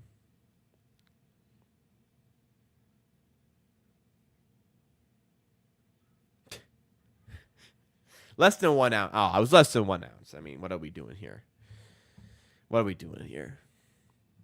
Wow, 2004. All right. Carmelo Anthony weed pack. Here we go. Forbes. This is from today, 8 hours ago. NBA legend Carmelo Anthony launches cannabis brand and agency. I mean, get your money up, I suppose. Jesus Christ, how many pop-ups, guys? I have an ad blocker on. Forbes, man, they know how to bypass. Joins the weed industry with his own cannabis brand and agency, launched on, fuck you, man, April 20th, 2024. Launching on 4/20. Ha ha ha ha. Melo's weed venture will be on the shelves in Oregon to start. Why Oregon? Stay Mellow cannabis brand. That's pretty good. Okay. I'll give him that. He named his cannabis brand Stay Mellow. That's pretty genius. First brand launch under the umbrella of a new cannabis-focused agency called Grand National. Blah, blah, blah, blah, blah. Cannabis has been part of former NBA All-Star's life for a long time. Apparently it was in 2004 as well. I was always into the benefits and science and education of cannabis. Over the years, I was studying it and paying attention to the industry, seeing where it was going. That's bullshit. He probably had people doing it for him. Genuine top shelf quality weed behind Anthony for this endeavor. Whatever. The cannabis space is crowded AF. Our goal at Grand National is similar. We strive to tap into the inarguable truth of our clients' brands and bring them into the market in a way that allows them to stand out and plant their own unique flags in the game. Look at this. I mean, some Croc ads, some Lightning McQueen Crocs. You know, I bought those, but they're too low for my feet. I got big feet. I had to return them. Anthony is hands-on in the grow. He works closely with the cultivation team and tests genetics of his line. He gets to test the products on the way. This is funny. Anyways, I think we've done enough here. Stay Mellow is an elite name for a cannabis brand. That is an 11 out of 10 brand name right there. Anyways, you know, I'm like making it sound like all big bad cannabis. Like you're fine if you smoke it. Or consume it in any way. But what was I going to say? Yeah, you know, if it's an airport, you shouldn't have any. And if it's against the rules of the league, you probably shouldn't have it either. I don't know I guess the NBA doesn't test for it anymore. Anyways. I don't know. You guys think it'll be good weed? Maybe.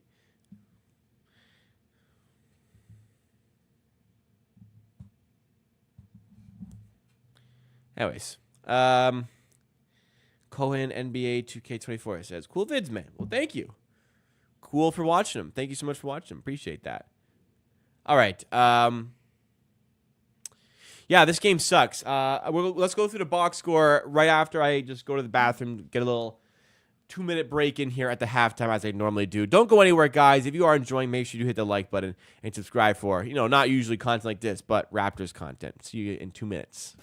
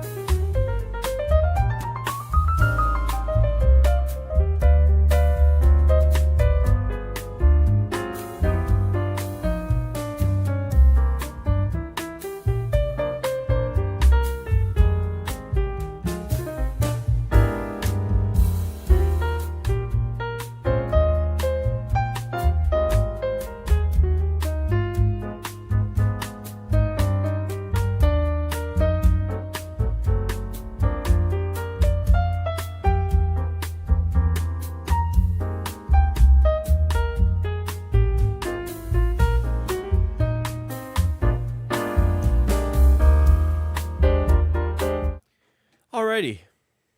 Nice little treat for you guys, the music. Had to put on my glasses. My contacts were bugging me. I got up at 6, threw in my contacts at 6:20 to go to the gym. They start to irritate you after 14 hours, let me tell you. What also is irritating me is this basketball game. I watched 82, well, maybe more like 75 crappy fucking basketball games this year with the godforsaken Toronto Raptors.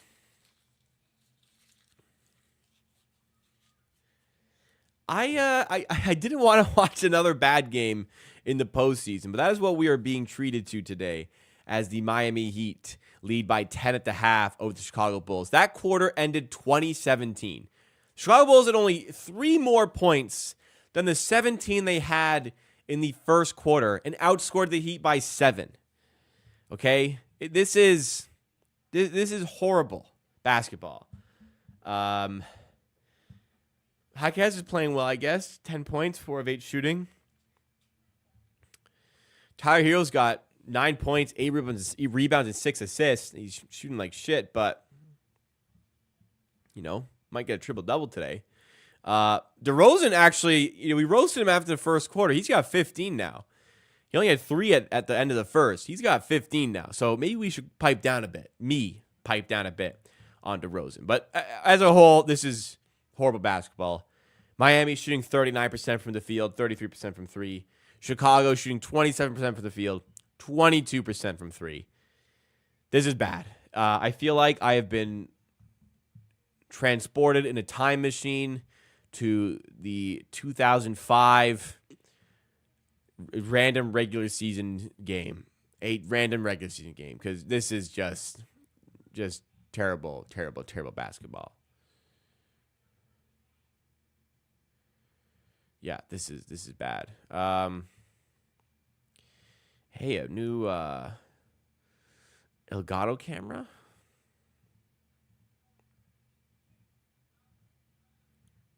Oh, hello. I'll have a look at that stuff later. I'm in the market for a new webcam, so let's just having a look there.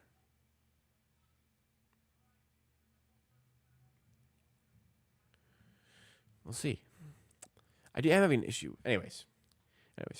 I'm a fun guy going to order the Stay Mellow and find out. Well, send in your reports and give us the scoop when you can.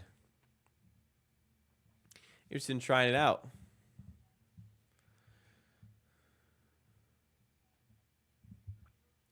All right, number 3, because this game stinks. What are the plans for the weekend, everybody? Oh, Coben Porter got 6 years in prison, not 8. Brother of Jonte and Michael Porter. Not a great week for the Porters, for sure. And Michael's got a game this weekend, so I don't know how the hell he's going to play through that. No idea how he's going to go through that. All right, well, when it comes to watch-alongs throughout the playoffs, what is a first-round series you'd like to focus on this channel? I think it'd be more fun to follow along with the storylines of a specific series if we can. What is a particular series in which you have your eyes on? Looking for, more Eastern Conference ones, so we're in the earlier window rather than the, West Coast late 10 p.m. window. But what series in particular are you invested in? I personally am thinking... that's a funny comment. 37 points is jail time. It's kind of fucked up. That's funny. I'm thinking 76ers, Knicks. Clippers, Mavericks, I would, but I also don't want to stream at 10 p.m., so I'm not going to do that.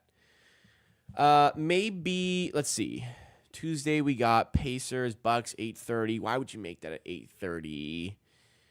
Suns. Ooh, Suns. Yeah, might do that one. I think Suns, Timberwolves, game 2. Yeah, game 2 on Tuesday. And I'm thinking Knicks 76ers on Thursday. I'm thinking that's what it's going to be then. Those two. I'm going to try to stream Tuesdays and Thursdays in the offseason. I'm trying to do videos Monday, Wednesday, Friday. That shouldn't be a problem. Monday, Wednesday, Friday. The Bucks and Pacers will also be on for that Tuesday game. So why don't we do that? So I'll go live at 7 p.m. on Tuesday and Thursday. That'll give us mostly the Suns and Timberwolves on Tuesday, but also we'll have the Bucks and Pacers on. And that will give me on Thursday the Knicks and 76ers game. That'll probably be the setup for the week. So I'm gonna do videos Monday, Wednesday, Friday on this channel throughout the off season, and then we'll try to do Tuesday, Thursday streams. So that will keep us going for this week. And there will also be Tuesday, Thursday uploads, typically on my second channel, Amateur Sports 2, number 2.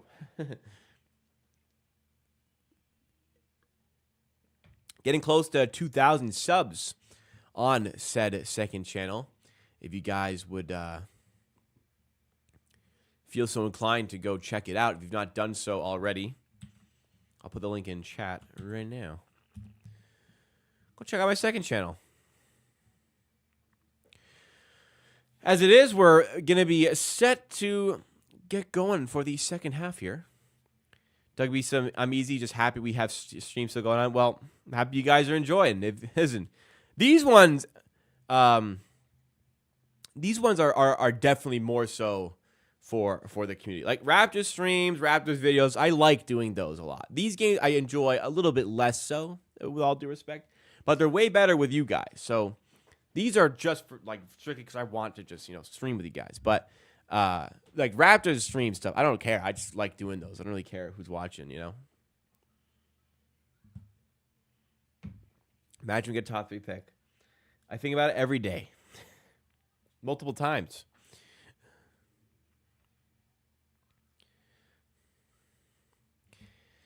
I'm praying. Draft lottery on May 12th. I will be live here. Guys, if you don't think I care about this channel, okay? You ever think I half-ass it? Bleacher Report offered me a paid opportunity to do a Raptors draft lottery watch party on the Bleacher Report app. And I turned it down so I could stream here because I wanted to stream here. I'm going to make far less money streaming here, but I wanted to stream here because I'm about the community. Therefore, there will be a draft lottery watch party right here on Amateur Hour Sports. I didn't sell out. We're doing it here. Doing it right here.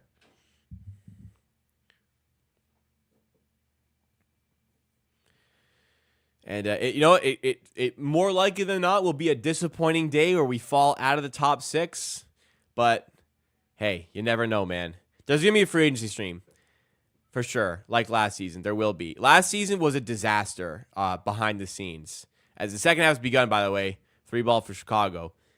Last season, the free agency stream. So I was out. I had to go to the Eaton Center to pick up a dress shirt that I ordered online in store. I needed it like ASAP. When I was on crutches, I'd torn my ACL shortly before. But I needed the shirt. It was just unfortunate timing. I needed the dress shirt. So I went to the Eaton Center. From there, I needed to get back in time to do the stream. But I had an issue with streetcars.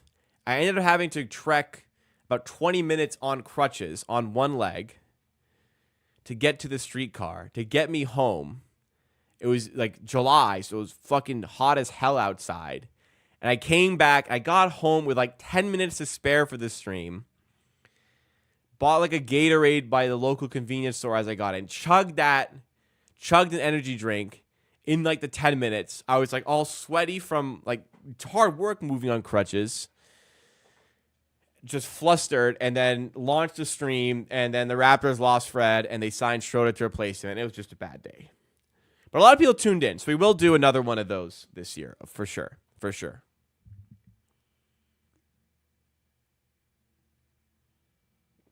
What has been my biggest dono? It was Joey the Misfit a few years ago on Twitch. He did a couple big ones. Other than that, there's been some big drops of like gifted memberships and previously gifted subs by Jake Conda and like gifted memberships on here by 905 Yada.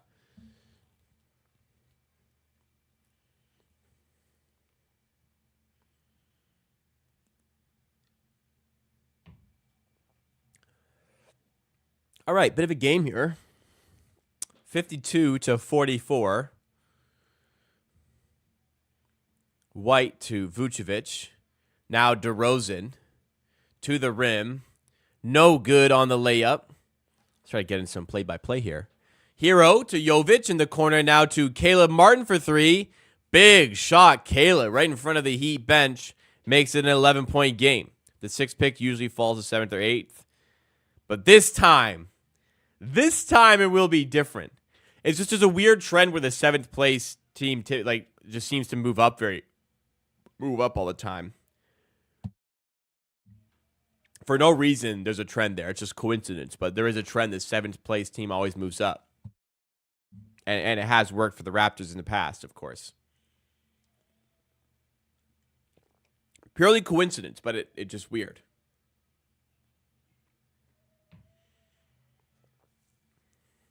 The reason it's typical for a 6th place team to move back is that, well, 7th place often does move up. Nice block by Adebayo. But because everybody's got like a shot to get into the top 4. So typically like one team just miraculously does.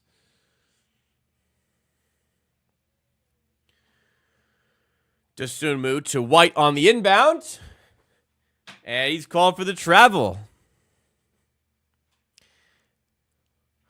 Correct me if I'm wrong, but the Heat, it's pretty empty there. It's a play-in game. It's pretty empty there, is it not? Like, I know the half just started, but goddamn. That's a lot of empty seats. Bam to Hero. Turnaround J. Tough shot. Wow. Tyler Hero. Like beyond the baseline almost with that one. Drops in the midi.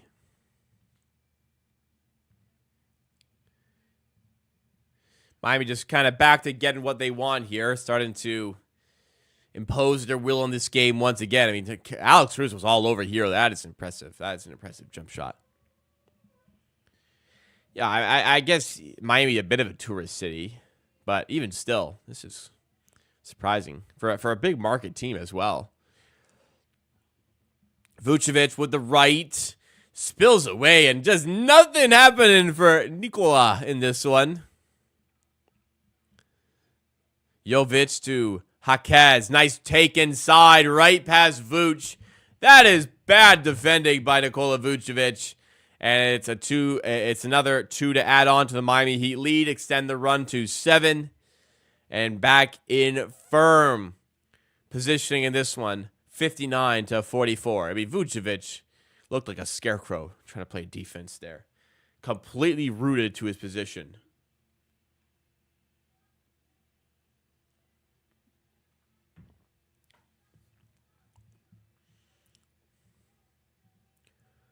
Well, at least just some decent basketball by one team here, that's for sure. So Phoenix sent me earlier the MVP awards vote tracker. And the confirmed votes has Jokic firmly in first place in the MVP proceedings. I like how Jalen Brunson is getting some votes. That's good. That's good. In fact, getting more than Jalen Brunson. And these votes are coming from various confirmed sources online. A lot of ESPN. Who gets a vote? Ernie Johnson. It's good. Chris Broussard. Why? This guy's a fucking idiot. Why the fuck does fucking Chris Broussard get a vote, man? God, that's so dumb. Stephen A shouldn't get a vote either. Stephen A doesn't watch basketball. Like, he doesn't. He has too much to do. He doesn't watch basketball. Kendrick Perkins is a dumbass. I don't think he should get a vote either. Where's Windy? There he is. There's my guy, Windy. Damn. What the fuck? Oh, he is Jokic. Okay, I was going to say. Where's Jokic? A lot of them have Jokic. Who has Shea? Stephen A. Wow. One of those xenophobic analysts I've seen has Shea as his MVP pick. Trying to be different. Maybe he's hating on the white boy, eh? Who else do we have? Chris Mannix. Interesting. Well, it's interesting to look at. So it very much looks like Nikola Jokic going to win MVP. Yeah. Thank you for sending that in, Phoenix. Tam gonna be pissed. Okay, listen. If your pull for getting an MVP vote is that your team is good, sorry, pal. Sorry, pal. You ain't the MVP. If your only pull is best player on best team, great. Your team's really good. What a compelling case. Your team, who is really good, maybe would be really good without you too. Shea is vaulting that Oklahoma team. Like, they ain't 1 seed without Shea. Could the Boston Celtics reasonably be a 1 seed without Jason Tatum? I very much think so.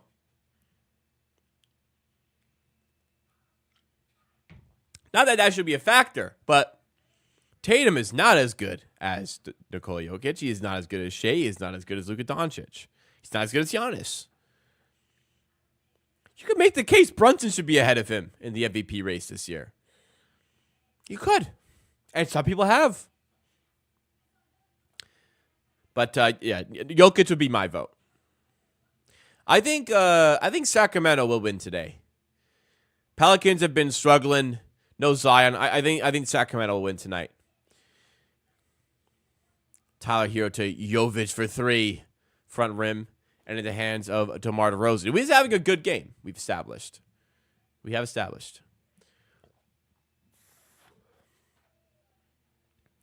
Dosunmu, corner 3, is good. All right. 10-point game. Come on. Come on, Chicago. Let's make this happen. Let's make something cool happen. Hero to Martin. Now Bam Adebayo backing down Nikola Vucevic. Bam, we need some points, pal. Come on, Bam. Ah, great feed to Jaquez. Great feed to Jaquez. And easy 2 there. 61-49.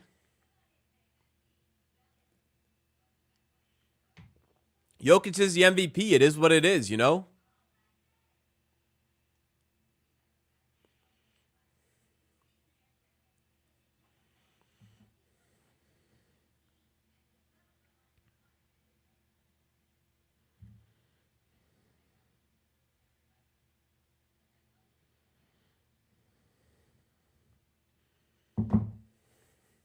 $63-51. 5:43 to go. It's hot in here. Dosunmu for 3. He's been horrific in this game. Other than that 3 hit previously, he misses that one badly. Bam now gets Jovic in the corner. Now Martin. And a foul called against Dosunmu.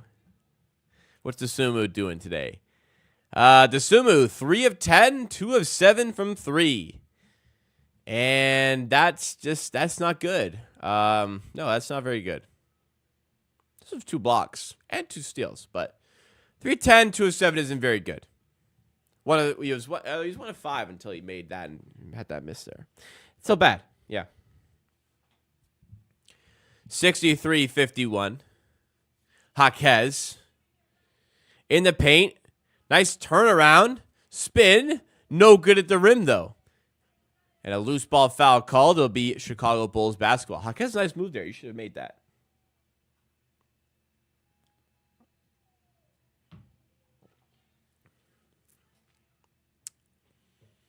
$13-9 without, but man, the Heat are just the same with or without Jimmy. Regular season. Playoffs are different, of course, but yeah.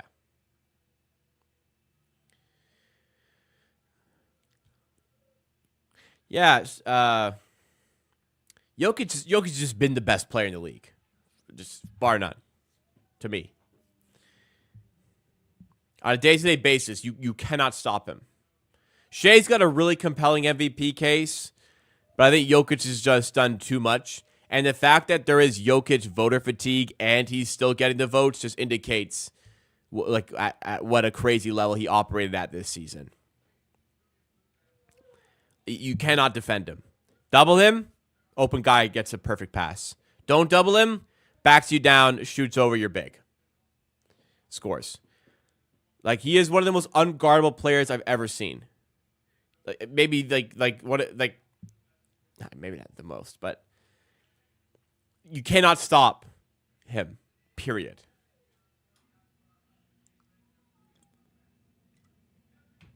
I heard somebody scream as Tyler Hero took that free throw. Did DeMar DeRozan make the late trip, knowing that the team needed her in their darkest hour here? Let me see if I hear it again. I did hear it that time too. He made both because, he's an adult professional basketball player and he's not distracted by the crowd taking a routine free throw, unlike the entire Raptors roster 1 year ago. Vucevic to the rim. Just nothing is dropping for Vucevic. I got to see the stats on this Vucevic performance. Nice pass by Hero. Martin in the corner. And he's got the arena on his feet. What a play by Tyler here. Nikola Vucevic, 5 of 12. 12 points for rebounds. I guess it's not as bad as I'm suggesting it may be. But he is minus 15, which is not very good. What's Kobe White saying? He's got to be playing like ass. 4-12 with 10 points. Yeah, he's playing like ass. 3 turnovers, 2 assists. Mega ass for Kobe White. Bam Adebayo hitting a 3. I told you guys last Sunday. Watch out for Bam Adebayo's shooting. He's starting to shoot. And listen, our Bet99 banger bet has a little bit more life now. Tyler Hero has the assist. That's done. We got the Tyler Hero assist that we need. Bam Adebayo is 10 points away, though.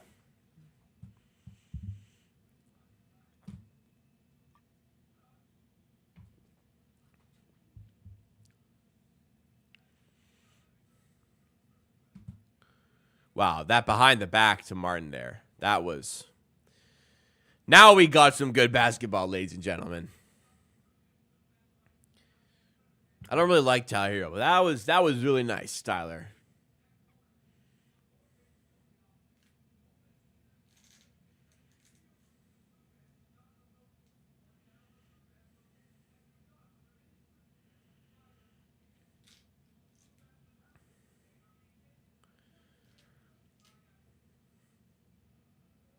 I think Shea should be second in the MVP race.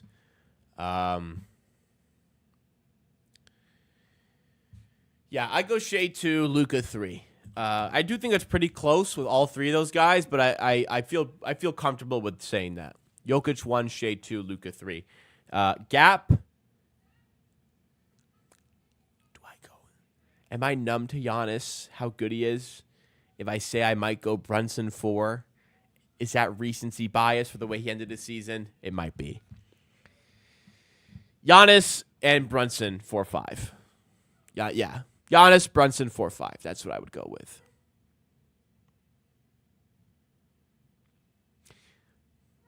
That feels right. Surely you can't bet on the MVP market anymore for NBA. I'm just going to double check. Because people are revealing their ballots now. Yeah, you can't bet it. Can't bet it.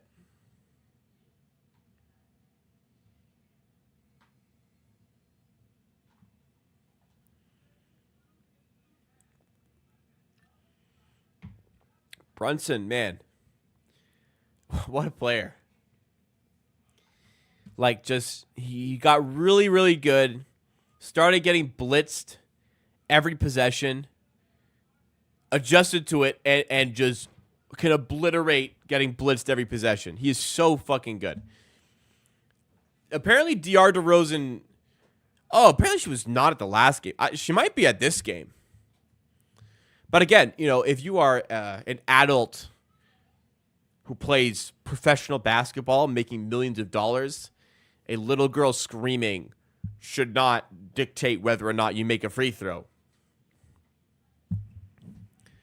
Just brings me back to how livid I was a year ago. Oh, my God. Oh, my fucking God.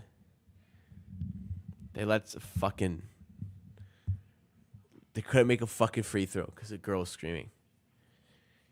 Oh, my God.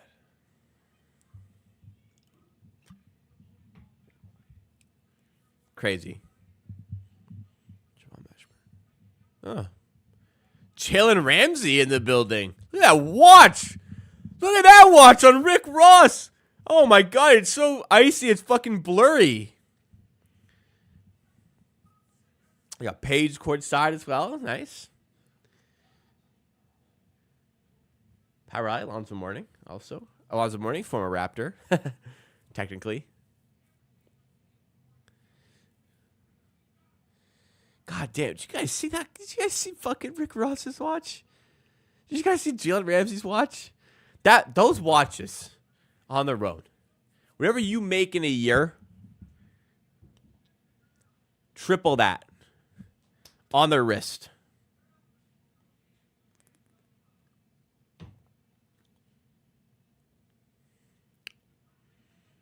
Man. Tough.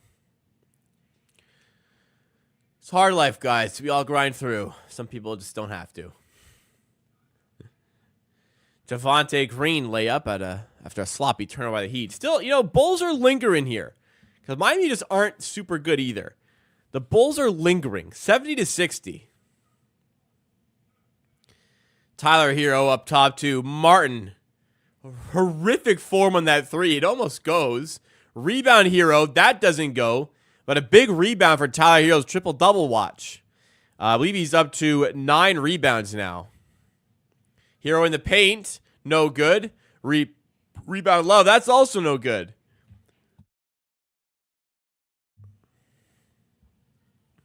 So we have more free throws coming up. We will see if we get DeAndre DeRozan in the ear. Let me see on Twitter if it's confirmed whether or not she is indeed in the building.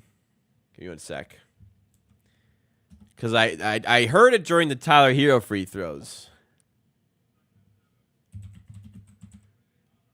No scream on that one. As it goes for Kevin Love. Okay.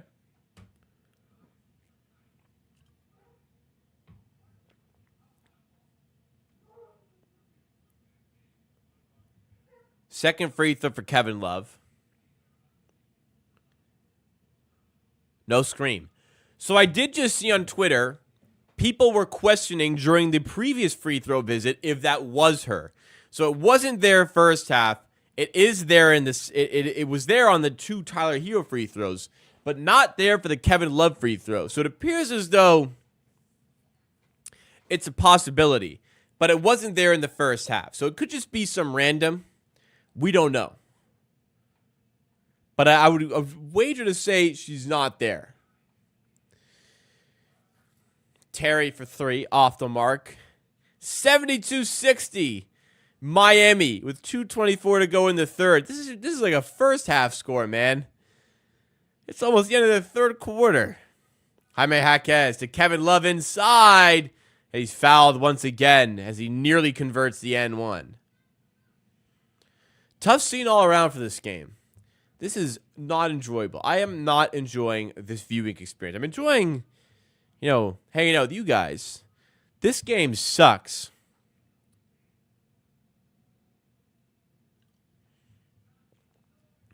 Big time.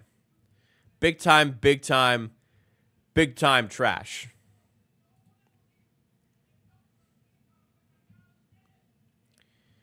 I knew it'd be trash. It's my fault. I knew what I was getting myself into.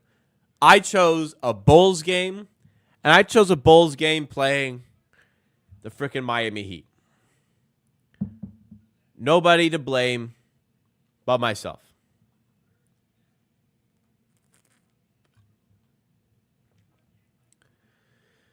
DeLon Wright steals the inbound pass by the Bulls.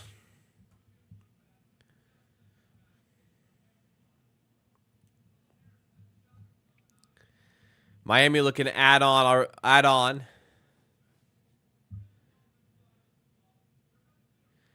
Right in the corner for 3. And, of course, it's DeLon who's got to finish the play as well. 77-60. Once again, Heat pulling away up 17. And another turnover by the Bulls. Offensive foul. Oh, my God. Chris, you don't know, man. You don't know the half of it. This is diabolical.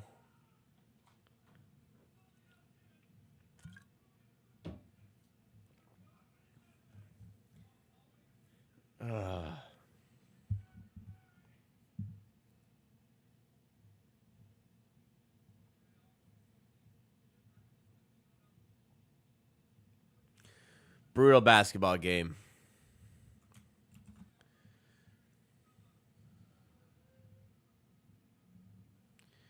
Miami turnover now, and then Chicago turn it back over. Just turnover. Hero for 3, no good. Rebound Kobe White. 1:13 to go.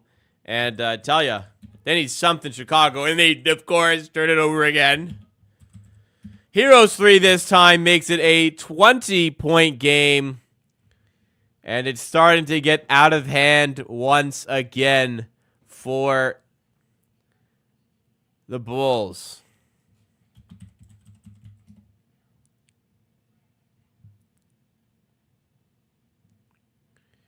Drummond spinning off Love, missing point blank. This is prison for making us watch this. Okay, Adam Silver has to step in and say, okay, guys, I'm sorry. Neither of you are going to be in the playoffs. The Pelicans, Kings, loser plays Boston. Okay? This is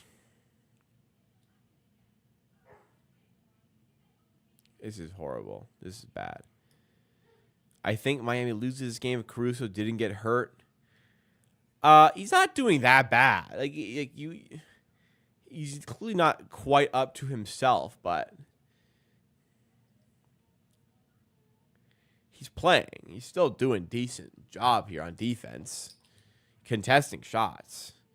I think it's been fine from Caruso. On offense, he hasn't quite been there, but that's not exactly atypical for an Alex Caruso performance, is it?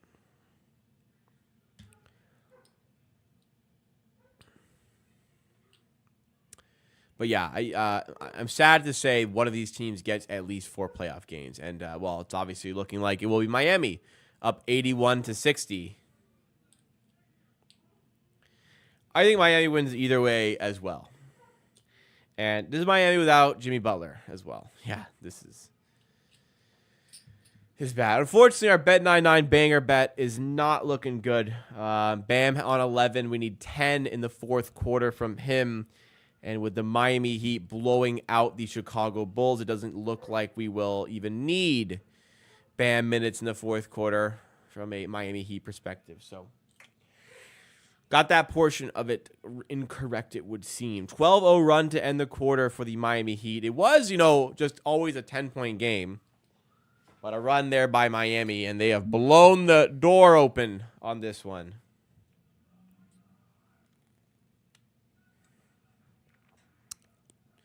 This is my last drink. I'm good after this one.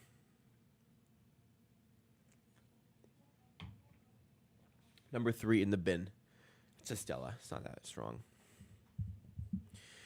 Miami, they'll probably get 1 game off of Boston.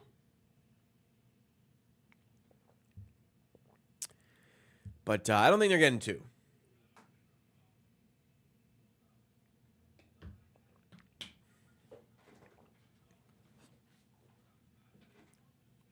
Who are you more scared of? Indiana healthy or Miami without Butler?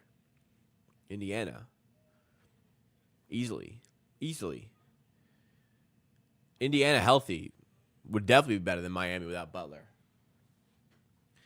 Listen, Miami last year caught lightning in a bottle with their shooting, and somehow that maintained all the way through the entire Eastern Conference portion of the playoffs.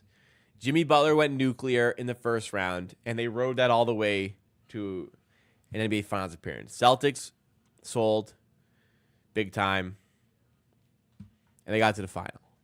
That was a very outlier sort of run for the Miami Heat.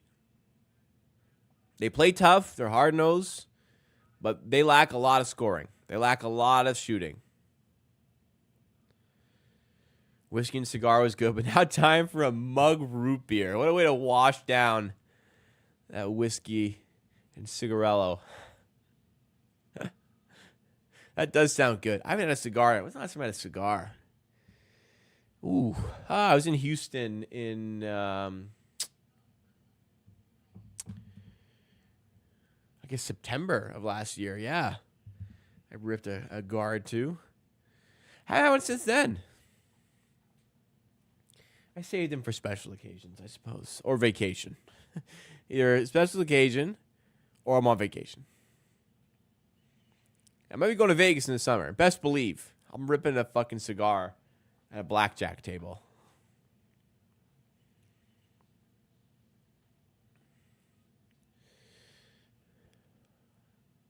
Those I think those Miami teams of previous years were better than the Miami Heat team of last year.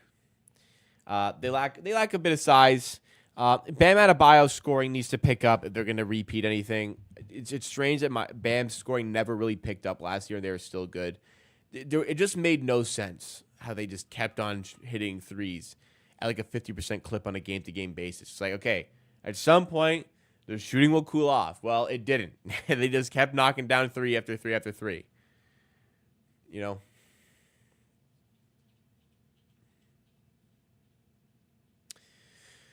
I mean, their zone defense, teams will be more prepared. Boston, you'd hope, would be more prepared this year. Well, I hope not, but, you know, you'd, as a, you know, I don't know what I'm saying. You know what I'm saying. You do know what I'm saying, though. Cigar lasts you hour 30. Yeah, I in the right mood, I can savor it for sure. Usually, I get sick of it though. Like physically sick, and I just not too bad. Just I need to stop. You know. Another turnover by the Bulls. Rick Ross is pumped. 14-0 run by the Heat, up by 24. Vucevic finally makes a fucking layup. And this one's ugly. May not be much longer to go here for this. This one, it might be put to bed soon. And I might be put to bed soon. What's everybody got going on this weekend? You know, this game's sad. What about some fun stuff you got going on? I'll get a TFC game tomorrow. That should be good. I'll be at the gym tomorrow morning. Man United FA Cup on Sunday against Coventry. They should win that game. They should win that game. Yeah, you know, should be a good weekend. Nice little relaxing time here. The regular season's done. The regular season grind is done. I feel a lot more open here. Yeah, he finally ran him out here. I might just pack it in the next 5 or so minutes here. This is ugly. No Rozier, no Butler, and they're doing this. I mean, Rozier isn't that important, but Butler. Of course, imagine Butler was playing. Now what, Chicago? Sixers and Knicks will feed. I mean, you hope, but Thibodeau can turn that into a trench warfare type of game with what he pulls out there. That one could get ugly as well. Get some sour diesel. Sour diesel. What the fuck is that?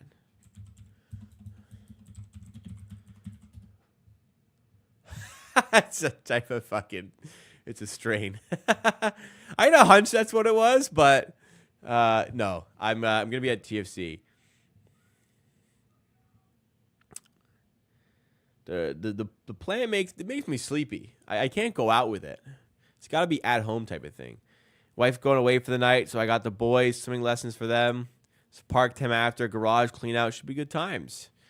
Make sure you have a couple brews in the cooler for the garage clean out.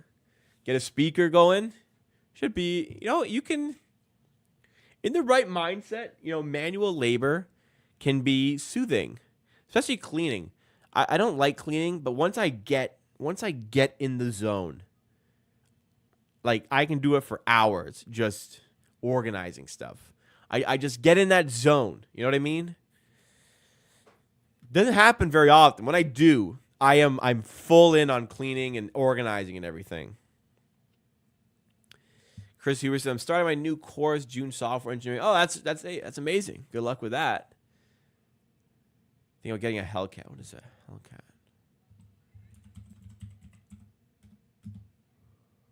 A Hellcat. A car? My goodness. A very nice car. I could not afford it, but if you can, that's damn good looking car. Quite a lot going on.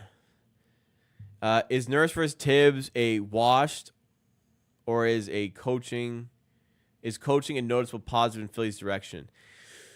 A wash. I would say it's positive in Nurse's direction. However, Tibbs will be an interesting matchup for sure. No, coaching battle, I favor Philly in that series. Definitely. But not by a whole lot. The Heat just destroyed Chicago with that zone. I feel like they play the best zone defense league. They do. Granted, Philly, for some reason, were not ready for it the other day, which was dumb. How could you not be ready for that? Chicago don't have the players to break a zone. They just don't have the shooting to break down a zone. So against a good team, like Boston will rip that zone to shreds, I think. Pressure washing a car. That would be fun, yeah. Pressure washing in general can be fun. Mowing lawn is cloud nine. I've never mowed a lawn. So I don't know. I'm in an apartment. I don't got to mow a lawn. I can see it being good, though.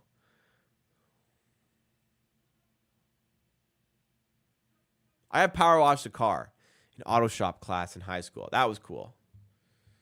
Not too close, not too high of a PSI, of course.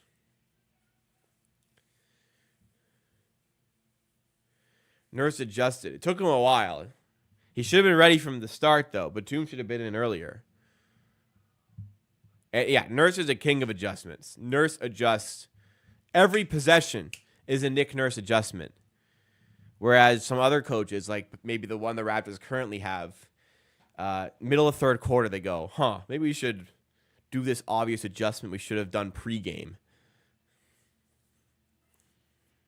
I don't know. Yeah, Nurse, man, that championship run. What an unreal coaching masterclass. Crazy. When you got kids and a wife, bigger the lawn, bigger the cloud. I feel like when you got, with all due respect to wife and kids out there, when you got a wife and kids, the lawn is a very nice private moment. The lawnmower's loud, and it's just you and your lawn. You can't control a lot of factors in your life. You can control the way your lawn looks in many ways. So it's a nice, soothing, and fulfilling experience, I imagine.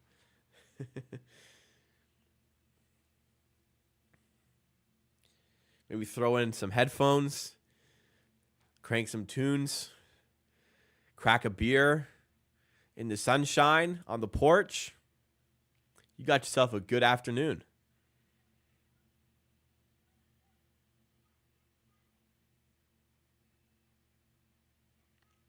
Three ball in the corner, and another one drops the Miami Heat. It's 92-65, 27-point game. Oh, yeah, I'm leaving soon. Fuck this. Man. People think men care about their lawn so much. It's really just the piece. I think Nurse will stay in Embiid drop, or you think he gets more aggressive and starts blitzing those pick and rolls against Brunson? He'll be aggressive. I think he'll be aggressive. Nick Nurse. He's gonna make other guys beat him. He'll go down if Brunson doesn't beat him. He'll be aggressive there. I'm not sure the doubles will necessarily come from Joel. But I tell you, he won't help off of the strong side corner like, maybe the current Raptors head coach did against the Knicks, which turned into the largest home loss in franchise history. Didn't adjust, or it just kept doing it, even though it wasn't working. Well, is this the final nail in the coffin on this Chicago Bulls? Is another and one. Is this the final nail in the coffin for this Chicago Bulls team, guys? Is it finally time to just say,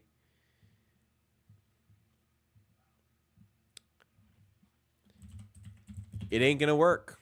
We don't believe in the core anymore.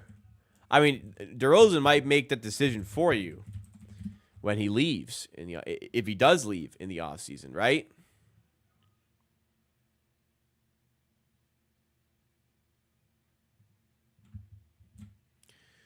Definitely a conversation to be had on the Chicago Bulls front, in the front office. 28-point game here. 95-67 as DeRozan nails another three.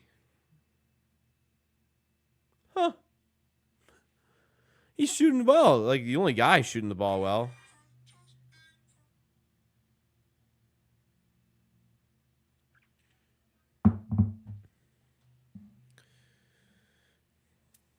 Only positive thing for Chicago this year is that Kobe might win MIP. No, he won't. I assure you, that is a one-way market. That is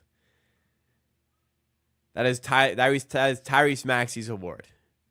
It was close with a week left in the season. It was not close after Maxey had 2 monster games to end the year. That's Maxey's award. Only positive for Chicago is like literally nothing. There's nothing positive about the Chicago team. I guess positive thing, they have a lottery pick. How about that? They won't be in the playoffs, therefore they have a lottery pick. I think that's the only thing you could say positively about the Chicago Bulls. All right. I'm getting peckish. Let's see what's on. Am I streaming draft lottery? Not only am I streaming the draft lottery, I turned down Bleacher Report, who asked me to do a watch party on their app for the watch party because I wanted to do it here. That's how much I like you guys. I know. I'm the greatest. I'm just kidding. But I did. That is what happened. So just know that. Oh, let's see. Mary Brown's got buy one, get one on the K Crunch sandwich. You guys know I've been wanting that. You guys have been knowing I've wanted that. Tell me, is K Crunch really $12? Is that just like the Uber Eats price? Anybody try the Mary Brown's K Crunch yet?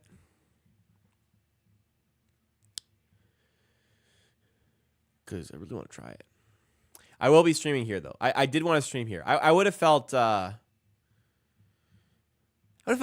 if I had streamed there. I would have felt like a bit of a sellout almost. You know? Big Mary Monday is a big day. It's a good day. All right, let's see. Let's see. Is this just the Uber ridiculous prices? Let's see. No, that's just how much fucking Mary Brown's cost. Oh, no. They boosted a little bit on Uber Eats, which, you know, delivery fees and such.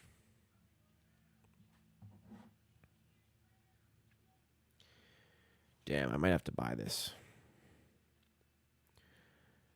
There's going to be a serious conversation with myself after this regarding Mary Brown's being ordered to my place of living. I don't want like a side of chicken. I don't want fries. I just want chicken. But they only sell like 9-piece. Their smallest amount is a 9-piece. Oh, 2 pieces with taters, though, is also buy one, get one free. What's my favorite sauce for fried chicken? I just like the chicken. I don't go for the sauces. You know, there's a good chain called Barbecue Chicken, which sells fried chicken. Not really barbecue chicken, but Korean fried chicken, which is amazing. I recommend checking it out. Sauces, like dipping sauces.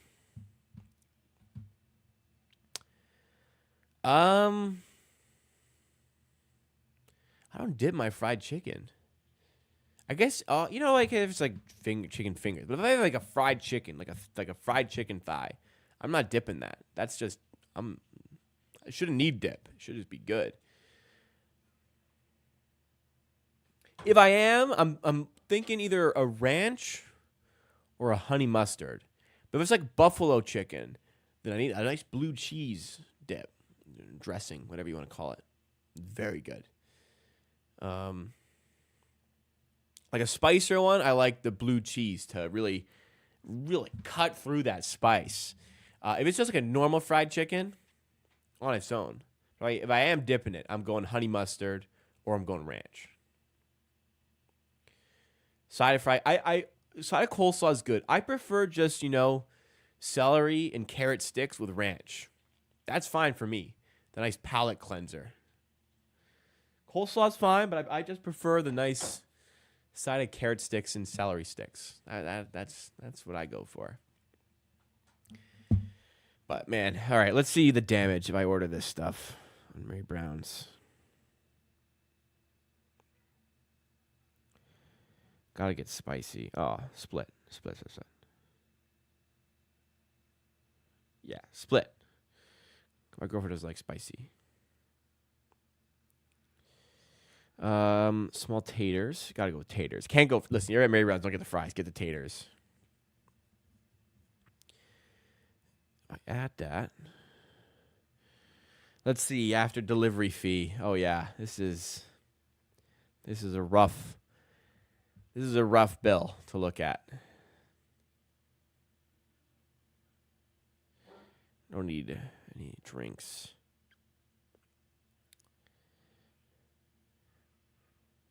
Oh, but with the promotion, $38 for all that.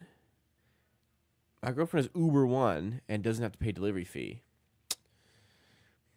Looks like I'm getting some Mary Brown's right after this. No. The taters are amazing. The taters are amazing. You know what's great? All this talk of fried chicken has made me sit through almost the entire game here. 103.77.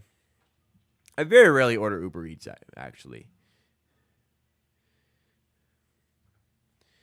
Oh, well, you're saying for getting it delivered. But there's no Mary Brown's near me. I've been dying to try the K-Crunch sandwich. And there's no Mary Brown's near me, so I can't try it. You're right, though. It's better to go pick it up, which I normally would do at places. But it's buy one, get one on this stuff.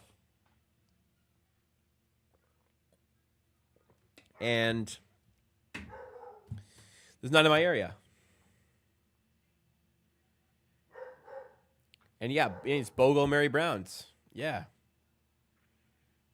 So my girlfriend's got Uber One, so I cut off the delivery fee completely. She pays for the subscription. I don't. And yeah. That's what we can do. Yeah, I'd have to be it's either got to be BOGO, like a really good deal on Uber Eats, or I have to be really hungover. By the way, Subway right now is doing BOGO footlongs. So you should order those. BOGO footlongs. I bought two, but buy one, get one. I had one for lunch. I had one for dinner. There's one nearby. I went to go pick it up. BOGO Subway footlongs until the 21st. So get your Subway order in. Tell you what, that's what I'm getting. That's what I'm getting on Sunday. After I might be a bit hungover on Sunday. That's what I'm getting on Sunday. For sure. All right, 4 minutes to go here. It is a 28-point game. I need to cut my hair. I need a K-Crunch sandwich. I need to go to bed. Get to the gym tomorrow. Thanks so much, guys, for hanging out with me today on the stream. This is the first of many off-season streams that we have on the way here. Next week, I'll be live at 7 p.m. Eastern Time on Tuesday and Thursday, most likely. We'll be watching along predominantly on the Tuesday, the Suns against the Timberwolves, with an eye on the Pacers and Bucks game. But we will also on Thursday be watching along the 76ers game against the New York Knicks. This is really going to be a couple of interesting series to follow. Yeah, chat really got me through this game for sure. I had a lot more fun than I would have had if I just watched this egregious game of basketball. But yeah, the Chicago Bulls era as it is, this might be done. Anyways, guys, thanks so much for hanging out. I really appreciate it. I'm going to head out here. So off-season schedule, what I hope it to be. Videos on this channel, Monday, Wednesday, Friday. Streams on this channel, Tuesday, Thursday. Videos on my second channel, Tuesday and Thursday. And I think we'll be able to maintain that with added content on amateur reactions along the way. Shorts along the way as well when I can over here. So, yeah, keep it locked. Subscribe to the channel. Drop a like if you enjoyed this one. Hope to see you guys in the video on Monday, or hope to see you guys in the stream on Tuesday. Before I go as well, I will be streaming the Raptors or the draft lottery to cover where the Raptors are going to be drafting